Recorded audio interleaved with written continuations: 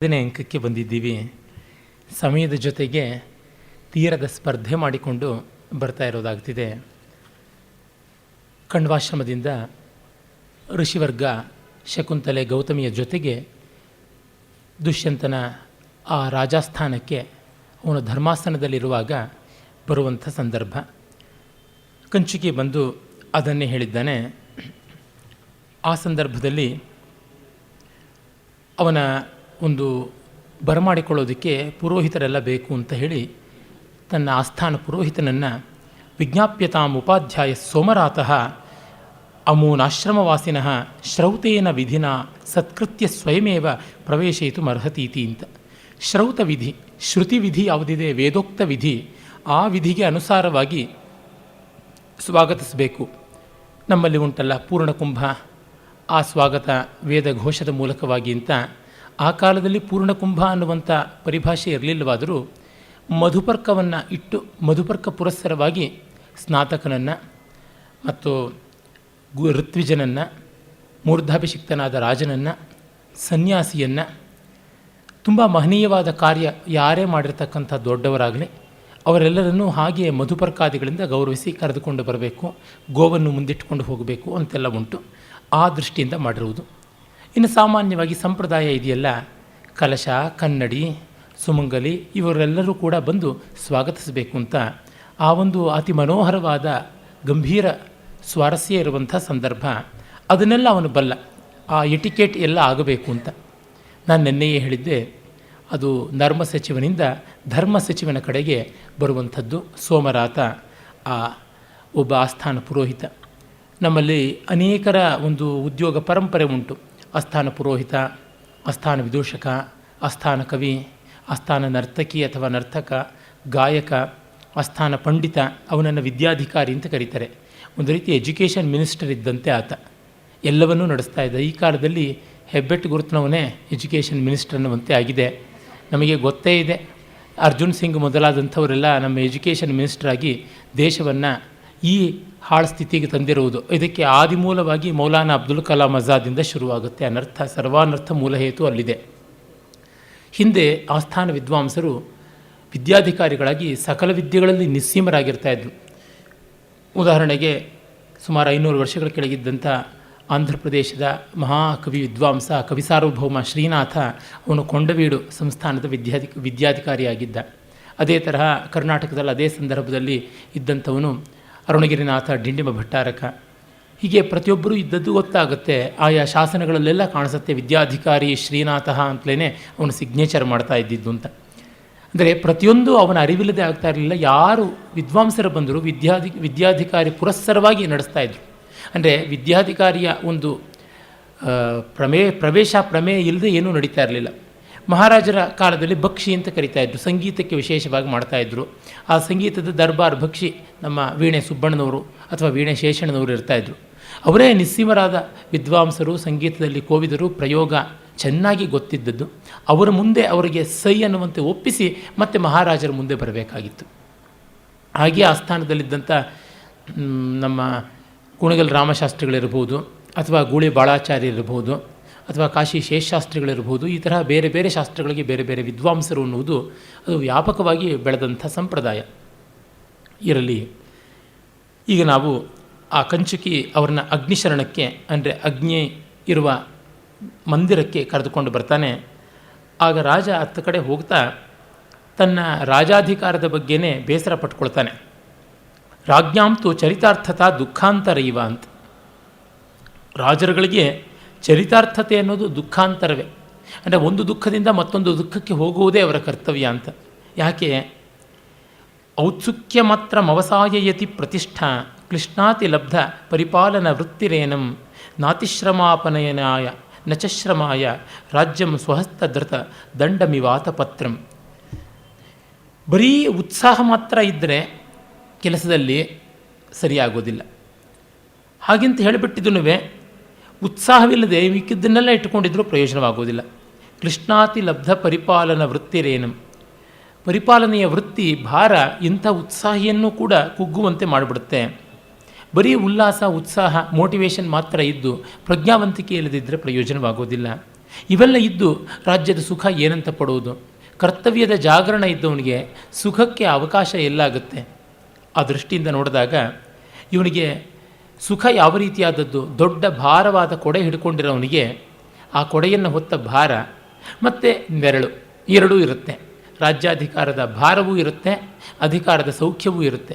ಅದನ್ನು ಹೇಳೋ ಸಂದರ್ಭದಲ್ಲಿ ಅವನ ಹಿಂದೆ ಬೆಳಗುಡೆ ಹಿಡಿದು ಬರ್ತಿರ್ತಾನೆ ಭಟ.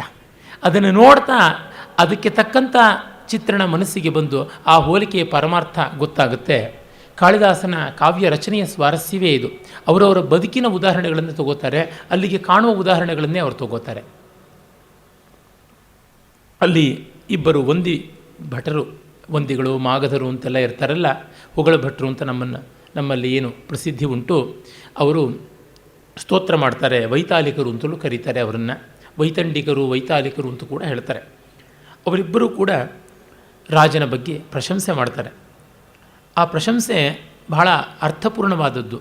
ಅಲ್ಲಿ ಒಂದು ನೋಡಿ, ಅತನುಷು ವಿಭವೇಶು ಜ್ಞಾತಯಸ್ಸಂತು ನಾಮ ತ್ವಯಿತು ಪರಿಸಮಾಪ್ತಂ ಬಂಧುಕೃತ್ಯಂ ಪ್ರಜಾನಾಂ. ಬಂಧುವರ್ಗ ಸಂಪತ್ತಿದ್ದರೆ ಇರುತ್ತೆ, ಹೋದರೆ ಹೊರಟೋಗುತ್ತೆ.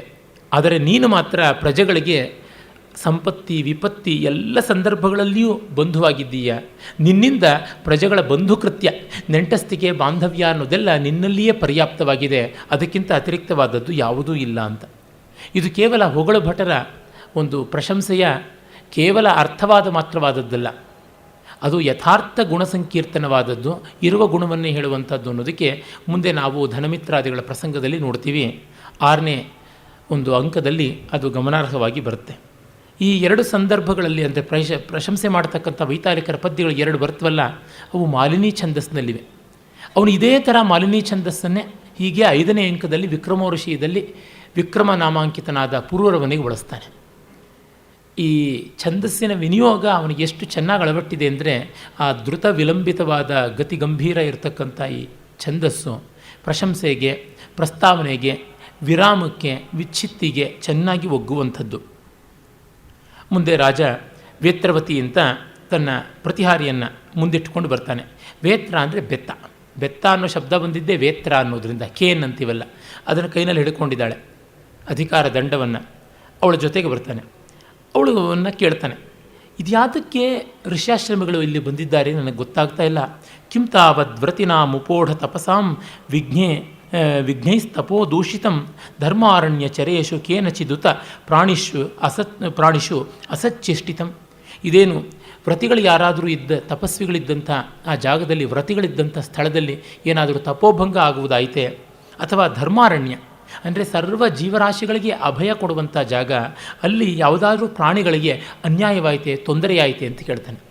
ನೋಡಿ, ಅವನ ಮಾರಲ್ ಅಪ್ರೈಚ್ನೆಸ್ ಎಷ್ಟು ಚೆನ್ನಾಗಿದೆ ಅಂದರೆ ಬಹಳ ದೊಡ್ಡದು. ಮಾರಲ್ ಅಪ್ರೈಚಿಯಸ್ನೆಸ್ ಅಂತೀವಲ್ಲ, ಆ ಮಾರಲ್ ಎಸ್ಟೀಮ್ ತುಂಬ ದೊಡ್ಡದಾಗಿದೆ. ಮತ್ತು ಆ ಸಂವೇದನೆ, ಮೌಲ್ಯ ಪ್ರಜ್ಞೆ ಅಷ್ಟು ಜಾಗರೂಕವಾಗಿದೆ. ಇದು ಆಗಲೋ ಈಗಲೋ ಬಂದು ಹೋಗುವುದಲ್ಲ, ಮೊದಲಿಂದ ನೋಡ್ತಾ ಇದ್ದೀವಿ.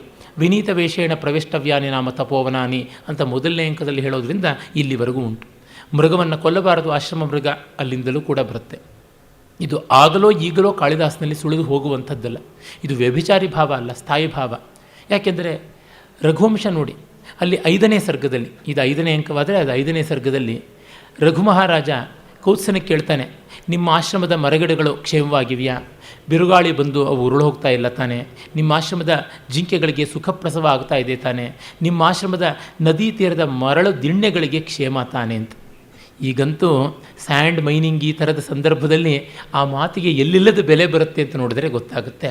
ಪ್ರತಿಯೊಂದಕ್ಕೂ ಕ್ಷೇಮವೇ, ನೆಮ್ಮದಿಯೇ ಅಂತ ಗಮನಿಸಿಕೊಂಡಿರುವಂಥದ್ದು. ನಿಮ್ಮ ಆಶ್ರಮಕ್ಕೆ ಬೇಕಾಗುವಷ್ಟು ದವಸ ಧಾನ್ಯ ತಾನಾಗಿಯೇ ಅದು ಅಕೃಷ್ಟಪಚ್ಯ ಆ ಭೂಮಿ ಅಂತ ಉಳದೆ, ಬಿತ್ತದೆ, ಕುಯ್ಲು ಮಾಡದೆ ಹಾಗೆಯೇ ಆಗತಕ್ಕಂಥ ಬೆಳೆ, ಆ ಕಡಂಗ, ನೀವಾರ ಇತ್ಯಾದಿಗಳೆಲ್ಲ ಚೆನ್ನಾಗಿ ಆಗ್ತಾ ಇವೆಯಾ? ಇದನ್ನೆಲ್ಲವನ್ನೂ ಕೇಳ್ತಾನೆ. ಇಲ್ಲಿ ಹಾಗೆ ಅವನಿಗೆ ಕಳವಳ. ರಾಜ ಕೆಟ್ಟರೆ ಕಾಲ ಕೆಡುತ್ತೆ ಅಂತ. ರಾಜಾವಾ ಕಾಲ ಕಾರಣಂ ಕಾಲೋವಾ ರಾಜ್ಞ ಕಾರಣಂ ಅಂತಾರೆ. ರಾಜಾ ಕಾಲಸ್ಯ ಕಾರಣಂ ಅನ್ನುವಂಥದ್ದೇ ಮಹಾಭಾರತದ ಶಾಂತಿ ಪರ್ವೋಕ್ತಿ. ಹಾಗಾಗಿ ಕಾಲ ಕೆಡುವುದಕ್ಕೆ ರಾಜ ಕಾರಣವಾಗುವುದರಿಂದ ಅವನು ಎಚ್ಚರದಲ್ಲಿರಬೇಕು. ಇಂದಿನ ದಿವಸ ವಿಜಯ ಕರ್ನಾಟಕದಲ್ಲಿ ಬಹಳ ಮಾರ್ಮಿಕವಾಗಿ ವಿಶ್ವೇಶ್ವರ ಭಟ್ರು ಬರೆದಿದ್ದಾರೆ. 108 ಮಾತಿನಲ್ಲಿ ನೋಡಿ, ಮುಟ್ಟು ನೋಡ್ಕೊಳ್ಬೇಕು, ಬೆನ್ನಲ್ಲ, ಮೈಯಲ್ಲ, ಸರ್ವಾಂಗವು ತಡವುಕೊಂಡು ನೋಡ್ಕೊಳ್ಬೇಕು ನಮ್ಮ ಮುಖ್ಯಮಂತ್ರಿಗಳು. ಯಾಕೆಂದರೆ ಬೇರೆಯವ್ರನ್ನ ಅನ್ನೋಕ್ಕೆ ಮುಂಚೆ ತಾವು ಎಷ್ಟು ಸರಿಯಾಗಿರಬೇಕು ಅನ್ನೋದು ನೋಡಬೇಕಲ್ಲ, ಅದು ತುಂಬ ಮುಖ್ಯ. ಮೇಲಿದ್ದವರು ಸರಿಯಾಗಿದ್ದರೇ ಮೆಟ್ಲು ಮೇಲಿಂದ ಗುಡಿಸೋದು, ಕೆಳಗಿಂದ ಗುಡಿಸೋಕ್ಕಾಗೋದಿಲ್ಲ. ಹಾಗಾಗಿ ಮೇಲಿಂದ ಕ್ಲೆನ್ಸ್ ಮಾಡಬೇಕು. ಅವನಿಗೆ ಇದು ಅವರು ಬಂದಾಗ ಆಡುವ ಮಾತಾದರೆ ದೇಶಾವರಿ ಮಾತಾಗುತ್ತೆ. ಇವನ ಆತ್ಮಗತ ಅಂದರೆ ತನ್ನೊಳಗೆ ತಾನು ಆಡ್ಕೋತಾನೆ ಅಂದರೆ ಅದು ಪ್ರಾಮಾಣಿಕವಾದ ಮಾತು ಅಂತ. ಕವಿ ಇಂಥ ಮಾರ್ಮಿಕವಾದ ಧಾರ್ಮಿಕವಾದ ಮಾತುಗಳನ್ನೆಲ್ಲ ಅವನ ಆಂತರಂಗಿಕ ಮಾತುಗಳು ಅನ್ನುವಂತೆ ತೋರ್ಪಡಿಸ್ತಾನೆ. ಆಹೋಸ್ವಿತ್ ಪ್ರಸವೋ ಮಮ ಅಪರಿಚಿತೈ ವಿಷ್ಟಂಭಿತೋ ವಿರುಧಾಂ. ನನ್ನ ಯಾವುದಾದರೂ ಒಂದು ಅಜ್ಞಾತವಾದ ಪ್ರಮಾದಗಳಿಂದ ಅಲ್ಲಿಯ ಮರಗಿಡಗಳು ಹೂ ಹಣ್ಣು ಕಾಯಿ ಬಿಡುವುದು ನಿಲ್ಲಿಸ್ತಾ ಅಂತ. ವಿರುಧಾಂ ಅಪ್ರಸವ, ಪ್ರಸವ ಅವಷ್ಟಂಭಿತ ಅಂದರೆ ರಾಜ ಕೆಟ್ಟ ಪಾಲಿಸೀಸ್ ತೊಗೊಂಡ್ರೆ ಗಿಡ ಮರಗಳು ಕೂಡ ಬಂಜೆಗಳಾಗ್ಬಿಡುತ್ತವೆ ಎನ್ನುವುದು. ಇಷ್ಟು ಘನವಾದಂಥದ್ದು. ನಾವು ನಮ್ಮ ಅರಿವಿಲ್ಲದೆ ಮಾಡುವ ಕೆಲವು ತಪ್ಪುಗಳು ಇನ್ನೇನನ್ನೋ ದೋಷವನ್ನು ಉಂಟು ಮಾಡಬಹುದು. ಹಾಗಾಗಿ ಇತ್ಯಾರೂಢ ಬಹು ಪ್ರತರ್ಕಂ ಅಪರಿಚ್ಛೇದಾಕುಲಂ ಮೇ ಮನಃ. ಹೀಗಾಗಿ ಅನೇಕ ತರ್ಕಗಳು, ಅನೇಕ ವಿಧವಾದ ಗೊಂದಲಗಳು ತಲೆಯಲ್ಲಿ ಬಂದು ನನ್ನ ಬುದ್ಧಿ ಕೆಸರು ಕಂಬ ಆಗಿಬಿಟ್ಟಿದೆ, ಬುದ್ಧಿ ಕೊಳತು ನಾರ್ತಾ ಇದೆ ಅನ್ನುವಂತೆ, ಬುದ್ಧಿಗೆ ಕ್ಷೋಭೆ ಉಂಟಾಗ್ತಾ ಇದೆ, ಪ್ರಕ್ಷುಬ್ಧವಾಗಿದ್ದೆ, ಅಂತರಂಗ ತುಂಬ ಖಿನ್ನವಾಗಿದೆ ಎನ್ನುವ ಭಾವವನ್ನೆಲ್ಲ ವ್ಯಕ್ತಪಡಿಸ್ತಾ ಇದ್ದಾನೆ. ಈ ಮಟ್ಟದ ಗಿಲ್ಟ್ ಫೀಲಿಂಗ್ ಇದ್ದರೇ ಸರಿಯಾಗೋದು ಆಳ್ವಿಕೆ. ಆ ರೀತಿಯಾದ ವ್ಯವಸ್ಥೆ ಬೇಕು. ಒಂದು ದೇವರಾಗಲಿ, ಒಂದು ಆಚಾರವಾಗಲಿ, ಒಂದು ಸಮುದಾಚಾರವಾಗಲಿ, ಗುರುವರ್ಗ ಇತ್ಯಾದಿ ಶ್ರದ್ಧೆ ಆಗಲಿ, ಇವೆಲ್ಲ ಜನಗಳಲ್ಲಿ ಆ ಥರದ ಒಂದು ವ್ಯವಸ್ಥೆಯನ್ನು ಉಂಟು ಮಾಡುತ್ತೆ. ಅದಕ್ಕೆ ಬೇಕಾಗಿರ್ತಕ್ಕಂಥ ಮೈಂಡ್ ಸೆಟ್ಟನ್ನು ಕೊಡುತ್ತೆ. ಅದು ಇಲ್ಲದೇ ಇದ್ದರೆ ಎಷ್ಟು ಪ್ರಮಾದ. ಇತ್ತ ಕಡೆ ಇವರೆಲ್ಲರೂ ಬರ್ತಾರೆ, ಅರಮನೆಯ ಒಳಕ್ಕೆ ಅಗ್ನಿಶರಣಕ್ಕೆ ಬರ್ತಾರೆ. ಶಾರಂಗರವ ಶಾರದ್ವತನ್ನು ನೋಡಿ ಹೇಳ್ತಾನೆ, ಮಹಾಭಾಗ ಕಾಮಂ ನರಪತಿರಭಿನ್ನ ಸ್ಥಿತಿರಹೋ ನ ಕಶ್ಚಿದ್ ವರ್ಣಾನಾಂ ಅಪತಮಪಕೃಷ್ಟೋಪಿ ಭಜತೆ ತಥಾಪೀದಂ ಕಶ್ಚಿತ್ ಪರಿಚಿತ ವಿವಿಕ್ತೇನ ಮನಸ ಜನಾಕೀರ್ಣಂ ಮನ್ಯೆ ಹುತವಃ ಪರೀತಂ ಗೃಹಮಿವ. ಬಹಳ ಪ್ರಸಿದ್ಧವಾದ ಪದ್ಯ ಇದು. ಶಾರಂಗರವ ಹೇಳ್ತಾನೆ, ಈ ಜನ, ಈ ನಗರ, ಈ ಅರಮನೆ ಇದೆಲ್ಲ ನೋಡಿದ್ರೆ ನನಗೇನನ್ಸುತ್ತೆ ಅಂತ. ಅವನು ಹೇಳ್ತಾನೆ, ಮಹಾಭಾಗ, ಈ ಮಹಾರಾಜ ಮಹಾಭಾಗ, ಅಭಿನ್ನ ಸ್ಥಿತಿ ಅಂದರೆ ಭಿನ್ನ ಭಿನ್ನವಾಗಿಲ್ಲ, ಒಡಕಲು ಇಲ್ಲ ವ್ಯಕ್ತಿತ್ವದಲ್ಲಿ, ಅಖಂಡವಾದ ವ್ಯಕ್ತಿತ್ವ ಇದೆ, ಯಾವುದೇ ವರ್ಣಗಳಿಗೆ ಭಂಗವಾಗಿಲ್ಲ, ಸಮುದಾಚಾರ ಸರಿಯಾಗಿದೆ, ಆಶ್ರಮಗಳು, ವರ್ಣಗಳು, ಸದಾಚಾರಗಳು ಎಲ್ಲ ಪಾಲಿತವಾಗಿದೆ, ಪ್ರಜೆಗಳಿಗೆ ನೆಮ್ಮದಿ ಇದೆ, ಧರ್ಮ ಚೆನ್ನಾಗಿದೆ. ಹಾಗಿದ್ದರೂ ಕೂಡ ನನಗೆ ಪರಿಚಿತ ವಿವಿಕ್ತೇನ ಮನಸ್ಸ, ಏಕಾಂತವಾಸದ ಪರಿಚಯ, ನಮ್ಮ ಕಾಡಿನಲ್ಲಿ ನಾವು ನಮ್ಮ ಪಾಡಿಗೆ ನಾವಿರೋದು ಅಭ್ಯಾಸ ಆಗಿಬಿಟ್ಟು ಜನಾಕೀರ್ಣಂ, ಈ ಜನಗಳಿಂದ ತುಂಬಿ ತುಳುಕಾಡುವ ಈ ಊರನ್ನು ನೋಡಿದ್ರೆ ಹುತವಃ ಪರೀತಂ ಗೃಹಮಿವ, ಬೆಂಕಿ ಬಿದ್ದ ಮನೆಯನ್ನು ಕಂಡಂಗೆ ಆಗುತ್ತೆ ಅಂತ. ಬೆಂಕಿ ಬಿದ್ದ ಮನೆಯಲ್ಲಿ ಏನು ಕೋಲಾಹಲ, ಏನು ಉದ್ವೇಗ, ಏನು ಆ್ಯಂಗ್ಸೈಟಿ ಎಲ್ಲ ಇರುತ್ತಲ್ಲ, ಆ ಥರ ಕಾಣಿಸ್ತಾ ಇದೆ ಅಂತ. ಇದನ್ನಿಟ್ಟುಕೊಂಡು ಕೆಲವರು ಶಾಕುಂತಲದ ನಾಗರಿಕ ವರ್ತನೆಗೆ, ರಾಜವರ್ತನೆಗೆ ಎಲ್ಲ ಇದೊಂದು ಪ್ರತಿಕ್ರಿಯೆ. ಕಾಳಿದಾಸ ಹೇಳ್ತಾ ಇದ್ದಾನೆ, ನಗರ ಅಂತಂದರೆ ಬೆಂಕಿ ಬಿದ್ದಿರೋ ಮನೆ ಅಂತ. ಆದರೆ ಇವನು ಹೇಳ್ತಾ ಇದ್ದಾನೆ, ಇಲ್ಲೆಲ್ಲ ಸರಿಯಾಗಿದೆ, ಆದರೆ ನನಗೆ ಹಾಗೆ ಅನ್ನಿಸ್ತಾ ಇದೆ ಅಂತ. ಕೆಲವರು ಎಷ್ಟೋ ಜನ ನಗರಗಳಿಗೆ ಬಂದು ಬಾಯಿಗೆ ಬಂದಂಗೆ ಬೈತಾರೆ, ಹಳ್ಳಿಗಳಲ್ಲಿ ಏನೋ ಸ್ವರ್ಗ ಸಿಕ್ಕಿರೋಂತೆ. ಎಷ್ಟೋ ಬಾರಿ ಅಲ್ಲಿ ಹಾಗೆ ಇರುತ್ತೆ. ಹಾಗೆ ನೋಡಿದ್ರೆ ನಗರಗಳಲ್ಲಿರ್ತಕ್ಕಂಥ ಒಂದು ಸಂಸ್ಕಾರವೋ ಸಹಾಯ ಗುಣವೋ ಮತ್ತೊಂದು ಹಳ್ಳಿಗಳಲ್ಲಿ ಇಲ್ಲದೆ ಹೋಗ್ಬೋದು. ಈ ಕಾಲಕ್ಕಂತೂ ವಿಶೇಷವಾಗಿ ಕಾಣಿಸುತ್ತೆ. ಅಲ್ಲಿ ವ್ಯವಸ್ಥೆಯೂ ಇಲ್ಲ, ಸಮುದಾಚಾರವೂ ಇಲ್ಲ, ಅಂದರೆ ವ್ಯಕ್ತಿ ಮಟ್ಟದಲ್ಲಿ ಮೌಲ್ಯವೂ ಇಲ್ಲ, ವ್ಯವಸ್ಥೆಯ ಮಟ್ಟದಲ್ಲಿ ಶಿಸ್ತೂ ಇಲ್ಲ. ಸಿಸ್ಟಮ್ ಆ್ಯಂಡ್ ಪರ್ಸನಾಲಿಟಿ ಅಂತ ಎರಡು ಉಂಟು. ವ್ಯಕ್ತಿಯ ಮಟ್ಟದ ಮೌಲ್ಯ ಪರ್ಸನಾಲಿಟಿ, ಸಿಸ್ಟಮ್ ವ್ಯವಸ್ಥೆಯ ಮಟ್ಟದ್ದು. ಒಬ್ಬ ಹಾಲಿನವನು ಬಂದು ಹಾಲು ತಂದು ಕೊಡ್ತಾನೆ, ಈ ನಾಲ್ಕು ಒಳ್ಳೆ ಮಾತಾಡ್ತಾನೆ, ಇವರು ಕೇಳ್ತಾರೆ. ಇಂಟ್ರ್ಯಾಕ್ಷನ್ ಅಂತೀವಲ್ಲ, ಮಾನವೀಯ ಸಂಪರ್ಕದಿಂದ ಅದಕ್ಕೊಂದು ವಿಶ್ವಾಸ ಬೆಳೆಯುತ್ತೆ. ಕೆಲಸದವಳು ಬರ್ತಾಳೆ, ಅವಳದೇನು ಸುಖ ದುಃಖ ಹೇಳ್ಕೊಳ್ತಾಳೆ, ಮಾತು ನಡೆಯುತ್ತೆ, ಇಲ್ಲಿ ಗುಡಿಸು ಅಲ್ಲಿ ಗುಡಿಸಲಿಲ್ಲ ಅಂತೀವಿ. ಹೀಗೆ ಸಣ್ಣ ಪುಟ್ಟ ಘರ್ಷಣೆಗಳಿರ್ತವೆ, ಜೊತೆಗೆ ವಿಶ್ವಾಸ ಬೆಳೆಯುತ್ತೆ. ಹೀಗೆ ಅದು ಪರ್ಸನಲ್ ಲೆವೆಲ್ದು ಪರ್ಸನಾಲಿಟಿ ಅಂತ. ಅದೇ ಸಿಸ್ಟಮ್ ಅಂತ ಅನ್ನೋದು ಅಗಾಧವಾದದ್ದು. ಡೈರಿಯಿಂದ ಹಾಲಿನ ಬಾಟ್ಲುಗಳನ್ನು, ಹಾಲಿನ ಪ್ಯಾಕೆಟನ್ನು ತಂದು ಕುಕ್ಕಿ ಒಗಾಯಿಸಿ ಹೋಗ್ತಾರೆ. ಒಂದು ದಿವಸವೂ ತಪ್ಪೋದಿಲ್ಲ, ಏನೂ ಇಲ್ಲ. ಮೂರ್ತಿರಾಯರು ಅಪರವಯಸ್ಕನ ಅಮೆರಿಕ ಯಾತ್ರೆಯಲ್ಲಿ ಬರೀತಾರೆ, ಅಮೇರಿಕದಲ್ಲಿ ಎಲ್ಲಿಯೂ ಮನುಷ್ಯರೇ ಬೇಕಿಲ್ಲ, ನಮ್ಮಲ್ಲಿ ಈ ಚಿಲ್ಲರೆ ಇಲ್ಲರಿ, ಸ್ವಲ್ಪ ನಿಂತ್ಕೊಳ್ರಿ, ಕಂಡಿದ್ದೀನಿ ರೀ, ನಿಮಗೇನ ಅರ್ಜೆಂಟು, ಇನ್ನೂ ಬೇಕಾದಷ್ಟು ಜನ ಇದ್ದಾರೆ, ಹೀಗೆ ದಬಾಯಿಸುವಂಥ ಟಿಕೆಟ್ ಕೊಡೋರು ಇಲ್ಲ ರೈಲ್ವೆ ಸ್ಟೇಷನ್ನು, ಬಸ್ ಸ್ಟ್ಯಾಂಡ್ಗಳಲ್ಲಿ. ಹಾಗೆಯೇ ನಗುಮುಖದಿಂದ ವರ್ತಿಸುವರು ಇಲ್ಲವಾಗಿಬಿಡ್ತಾರೆ. ಇದು ಇನ್ನೊಂದು ಮುಖ ಅಲ್ವಾ ಅಂತ. ಹಾಗೆ ವ್ಯವಸ್ಥೆ ಇರ್ಬೋದು, ವ್ಯವಸ್ಥೆಯಲ್ಲಿ ಇದಿರೋಲ್ಲ. ನಗರಗಳಲ್ಲಿ ವ್ಯವಸ್ಥೆಯಾದರೂ ಇದೆ, ಮಾನವತೆ ಇಲ್ಲದೇ ಇದ್ದರು. ಹಳ್ಳಿಗಳಲ್ಲಿ ಎರಡೂ ಇಲ್ಲ ಅನ್ನುವ ಸ್ಥಿತಿ ಬಂದಾಗ ಎಷ್ಟು ಅಪಾಯಕಾರಿ. ಹಾಗಾಗಿ ಏಕಪಕ್ಷೀಯವಾಗಿ ತೆಗೆದುಕೊಂಡು ಶಾಕುಂತಲದಲ್ಲಿ ನಗರ ವಿರೋಧಿಯಾದಂಥ ಅಂಶಗಳಿವೆ ಅಂತ ಆ ರೀತಿ ಚಿತ್ರಣ ಮಾಡೋದು. ಉದಾಹರಣೆಗೆ ಲೋಕಶಾಕುಂತಲದಲ್ಲಿ ಕೆ ವಿ ಸುಬ್ಬಣ್ಣನಂಥವರೆಲ್ಲ ಮಾಡ್ತಾರೆ. ಅದಷ್ಟು ಮಾರ್ಕ್ಸಿಸ್ಟ್ ಧೋರಣೆಯಿಂದ ಪ್ರಭಾವಿತವಾದದ್ದು. ಸಮಾಜವಾದಿ ಮತ್ತೊಂದು ಮಗದೊಂದು ಎಲ್ಲ ಕೂಡ ಅದು ಸಮಾಜವಾದಿನೇ, ಇನ್ನೇನೂ ಅಲ್ಲ. ಈ ದೃಷ್ಟಿಯಿಂದ ಕಾವ್ಯವನ್ನು ನೋಡುವುದೇ ಇಲ್ಲ. ಅಖಂಡವಾಗಿ ರಸದೃಷ್ಟಿಯಿಂದ ನೋಡಿದಾಗ ಗೊತ್ತಾಗುತ್ತೆ ದುಷ್ಯಂತನಿಗಿರೋ ಘನತೆ ಈ ಶಾರಂಗನಿಗೂ ಶಾರದ್ವತನಿಗೂ ಇಲ್ಲ ಅಂತ ಗೊತ್ತಾಗುತ್ತೆ. ಎಳೆ ನಿಂಬೆಗಳವರು ಅಂತ ಗೊತ್ತಾಗುತ್ತೆ. ಕಣ್ವನಿಗಿರುವಂಥ ಘನತೆ ಇವರಿಗೆ ಇಲ್ಲ ಅಂತ ತಿಳಿಯುತ್ತೆ. ಇವರ ಆಶ್ರಮದಲ್ಲಿ ಕಾಡಲ್ಲಿ ಬೆಳೆದಿರಬಹುದು, ಅರೆ ಇವರು ಸತ್ವೋನ್ನತಿ ಬೆಳೆದಿದೆಯಾ? ಖಂಡಿತ ಇಲ್ಲ. ಮುಂದೆ ನೋಡಿದ್ರೆ ಗೊತ್ತಾಗುತ್ತೆ. ಆತ್ಮವಿಶ್ವಾಸ ಯಾವಾಗ ಅಹಂಕಾರ ಆಗುತ್ತೆ ಅನ್ನೋದಕ್ಕೆ ಅಂತರ ತುಂಬ ಕಡಿಮೆ. ಇವನಿಗೆ ಆದರೆ ನಗರ ಜೀವಿಗಳ ಬಗ್ಗೆ ವೈರ ಇಲ್ಲ, ತನ್ನ ಮಿತಿಯನ್ನು ಹೇಳ್ಕೊಳ್ತಾ ಇದ್ದಾನೆ ಅನ್ನೋಷ್ಟು ಮಟ್ಟಿಗೆ ಈ ಶ್ಲೋಕದಲ್ಲಿಯೇ ಸೂಚನೆ ಸಿಗುತ್ತೆ. ಇದು ನಗರ ವಿರೋಧಿಯೋ ರಾಜ ವಿರೋಧಿಯೋ ಅಲ್ಲ, ಅವನ ಅಭಿಪ್ರಾಯ ಅದು ಹೇಳ್ತಾ ಇದ್ದಾನೆ. ಶಾರದ್ವತ ಹೇಳ್ತಾನೆ, ಜಾನೇ ಭವಾನ್ ಪುರಪ್ರವೇಶಾದಿತ್ತಂಭೂತ ಸಮೃದ್ಧ. ಊರಿಗೆ ಹೊಕ್ಕಾಗಲಿಂದಲೂ ನಿನಗೆ ಹೀಗೆ ಅನ್ನಿಸ್ತಾ ಇದೆ. ನನಗೂ ಕೂಡ ಅಹಮಪಿ ಅಭ್ಯಕ್ತಮಿವ ಸ್ನಾತಃ ಶುಚಿರಶುಚಿಮಿವ ಪ್ರಬುದ್ಧ ಇವ ಸುಪ್ತಂ ಬದ್ಧಮಿವ ಸ್ವೈರಗತಿ ಜನಮಿಹ ಸುಖಸಂಗಿನಮವೈಮಿ. ಇಲ್ಲಿ ಸುಖಪುರುಷರನ್ನು ನೋಡಿದ್ರೆ ಸ್ನಾನ ಮಾಡದೇ ಇದ್ದವನನ್ನು ಸ್ನಾನ ಮಾಡಿದವನು, ಶುಚಿಯಾದವನು ಶುಚಿ ಇಲ್ಲದೇ ಇದ್ದವನನ್ನು, ನಿದ್ರೆ ಮಾಡುವನನ್ನು ಎಚ್ಚೆತ್ತಿದ್ದವನು, ಕಟ್ಟಲ್ಪಟ್ಟವನನ್ನು ಮುಕ್ತನಾದವನು ನೋಡುವಂತೆ ನನಗಾಗ್ತಾ ಇದೆ ಅಂತ. ಅಪರಿಚಯವೇ ಇಲ್ಲಿ ಕಾರಣ, ಇನ್ಯಾವುದೂ ಅಲ್ಲ. ಇಷ್ಟೋ ಬಾರಿ ನಮಗೆ ಅಪರಿಚಯದಿಂದ ಈ ರೀತಿಯಾದ ಆಗ್ರಹಗಳು ಬರಬಹುದು. ಇದನ್ನು ತುಂಬ ವಿಶಾಲವಾದ ದೃಷ್ಟಿಯಿಂದ ನೋಡಬೇಕಾಗುತ್ತೆ. ಆದರೆ ಕಾಳಿದಾಸನ ದೊಡ್ಡತನ ಏನಂದರೆ ಹಿ ರೆಪ್ರೆಸೆಂಟ್ಸ್ ಎವ್ರಿ ವಾಯ್ಸ್. ಪ್ರತಿ ಮುಖವನ್ನು ಪ್ರತಿ ವ್ಯಕ್ತಿತ್ವವನ್ನು ಚಿತ್ರಿಸ್ತಾನೆ. ಮತ್ತು ಕಾಳಿದಾಸ ಆಶ್ರಮವನ್ನೂ ಕಂಡವನು, ನಗರವನ್ನೂ ಕಂಡವನು, ನಗರದಲ್ಲಿ ಆಶ್ರಮವಾಸಿಯಂತೆ ಇದ್ದವನು. ದಿಲೀಪ ಮತ್ತು ಅವನ ಮಗ ರಘು ಇವರೆಲ್ಲ ವಾನಪ್ರಸ್ಥ ಮಾಡ್ತಾನೆ. ರಘು ಅಂತೂ ಊರಾಚೆಯಲ್ಲಿ ಅವನು ಉಪತ್ಯಕ ಅಂತಂದರೆ ಊರಾಚೆಯ ಒಂದು ಸಣ್ಣ ಎಕ್ಸ್ಟೆನ್ಷನ್, ಅಲ್ಲಿಯೇ ವಾನಪ್ರಸ್ಥನಾಗಿ ನಿಲ್ತಾನೆ. ಅಂದರೆ ಊರಿಂದ ಆಚೆಗೂ ಹೋಗೋದಲ್ಲ, ಊರಿನ ಒಳಕ್ಕೂ ನಿಂತುಕೊಳ್ಳೋದಲ್ಲ. ಬುದ್ಧ ಹೇಗಿದ್ದ, ಊರಿನ ಆಸುಪಾಸಿನಲ್ಲಿರ್ತಕ್ಕಂಥ ತೋಪುಗಳಲ್ಲಿ ಇರ್ತಾ ಇದ್ದ. ಫ್ರಿಂಜ್ ಲೆವೆಲ್ ಆಫ್ ವರ್ಕ್ ಅಂತೀವಲ್ಲ, ಹಾಗೆ ಓವರ್ಲ್ಯಾಪ್ ಆಗ್ತಕ್ಕಂಥದ್ದು. ಅಂದರೆ ತುಂಬ ಪೂರ್ಣವಾಗಿ ತಿರಸ್ಕಾರವೂ ಇಲ್ಲ, ಅದರೊಳಗೆ ಹೊಕ್ಕು ಕಳೆದು ಹೋಗತಕ್ಕಂಥ ಸ್ಥಿತಿಯೂ ಅಲ್ಲ. ಆ ಒಂದು ಹದ. ಅವರಿಬ್ಬರ ಪ್ರತಿಕ್ರಿಯೆ ಅವರಿಗೆ ನಗರದ ಮೇಲೆ, ನಗರ ಜೀವನದ ಮೇಲೆ ಒಳ್ಳೆಯ ಅಭಿಪ್ರಾಯ ಇಲ್ಲ ಅನ್ನೋದನ್ನು ತೋರ್ಪಡಿಸುತ್ತೆ ತಾತ್ಪರ್ಯತಃ. ಆದರೆ ಅದು ವಾಸ್ತವನೂ ಅಲ್ಲ.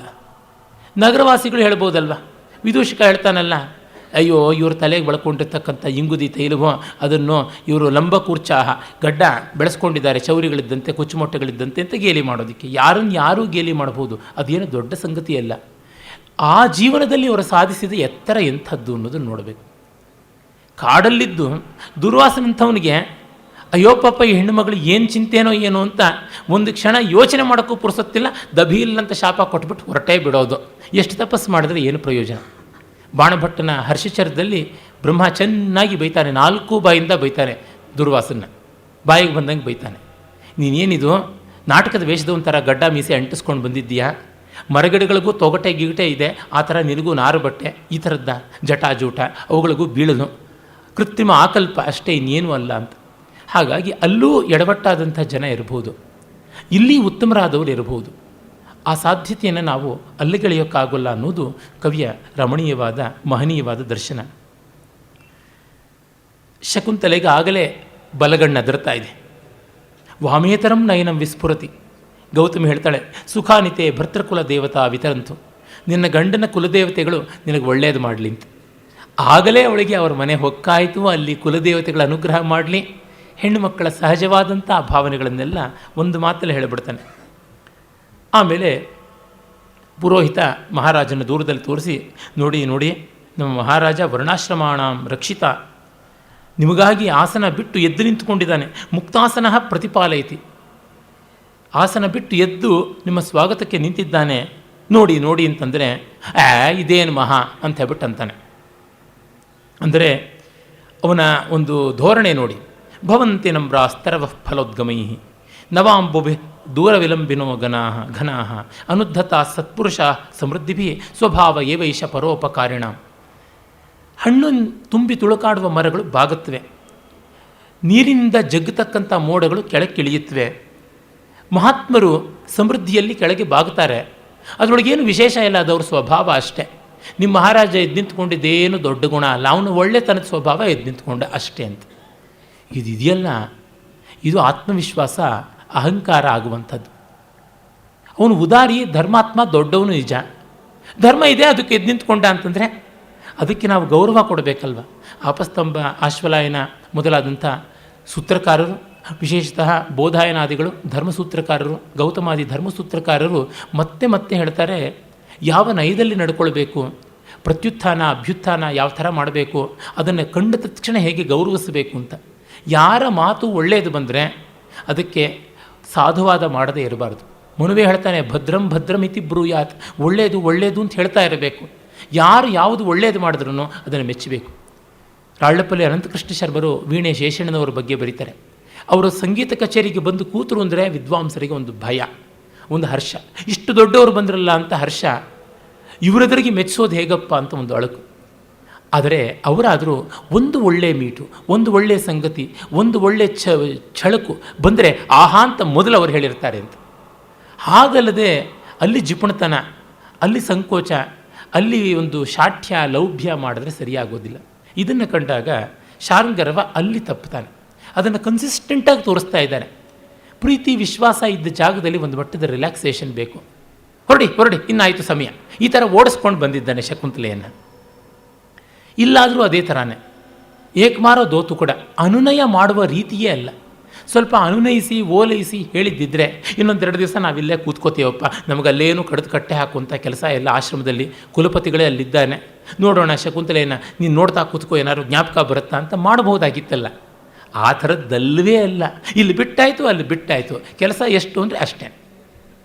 ಇದು ಕೂಲಿ ಕೆಲಸ ಅಷ್ಟೇ ಹೊರತುನುವೆ ಸ್ನೇಹದ ಕೆಲಸ ಅಲ್ಲ. ಸ್ನೇಹದ ಕೆಲಸ 10 ಹಲವನ್ನು ಒಟ್ಟಿಗೆ ಗಮನಿಸಿಕೊಳ್ಳುತ್ತೆ. ಡಿಕ್ಷನರಿಯ ಮೀನಿಂಗು ಒಂದು ಪದಕ್ಕೆ ಪದ ಅಂತ ಕೊಟ್ಬಿಡುತ್ತೆ. ಅದೇ ಕಾವ್ಯ ಧ್ವನಿ ಪರಂಪರೆಗಳನ್ನು ಹೊಮ್ಮಿಸುತ್ತೆ. ಹಾಗೆ ಬದುಕನ್ನು ಕಾವ್ಯದಂತೆ ನಡೆಸಬೇಕಲ್ಲದೆ ನಿಘಂಟುವಂತೆ ನಡೆಸಬಾರದು. ಇವನು ಮಾಡ್ತಾ ಇರುವಂಥ ಅವಿವೇಕ ಶಾರ್ಂಗರವ ಅಂಥದ್ದು. ಅದಕ್ಕೆ ಪಾಪ ಪುರೋಹಿತ ಏನಂತಾನೆ, ಬುದ್ಧಿ ಬರುತ್ತೆ ತಾಳು ನಿನಗೆ, ಸುಮ್ಮನೆ ಕೂತ್ಕೋಬೇಕಷ್ಟೆ. ಆಮೇಲೆ ರಾಜ ನೋಡ್ತಾನೆ, ಅವನು ಅಂದ್ಕೊಳ್ತಾನೆ ನೋಡಿ ಶಕುಂತಲೆಯನ್ನು ನೋಡಿ, ಮಧ್ಯೆ ತಪೋಧನಾನಾಂ ಕಿಸಲಯಮಿವ ಪಾಂಡುಪತ್ರಾಣಂ. ಈ ತಪಸ್ವಿಗಳ ಮಧ್ಯದಲ್ಲಿ ಅವಗುಂಠಿತವತಿಯಾಗಿ ಮುಸುಕು ಹಾಕಿಕೊಂಡು ಬರ್ತಾ ಇದ್ದಾಳೆ. ನಾತಿ ಪ್ರಸ್ಫುಟ ಶರೀರ ಲಾವಣ್ಯ, ಅಸ್ಪಷ್ಟವಾಗಿ ಕಾಣಿಸ್ತಾ ಇದೆ ಅವಳ ಶರೀರ ಲಾವಣ್ಯ ಮುಸುಕಿನ ಹಿನ್ನೆಲೆಯಲ್ಲಿ. ಆದರೂ ಹಣ್ಣೆಲೆಗಳ ಮಧ್ಯೆ ಚಿಗುರಲಿಯಂತೆ ಎಷ್ಟು ಶೋಭಾಯಮಾನವಾಗಿದ್ದಾಳೆ ಅಂತಂತಾನೆ. ಬಹಳ ಸಹಜವಾದ ಹೋಲಿಕೆ.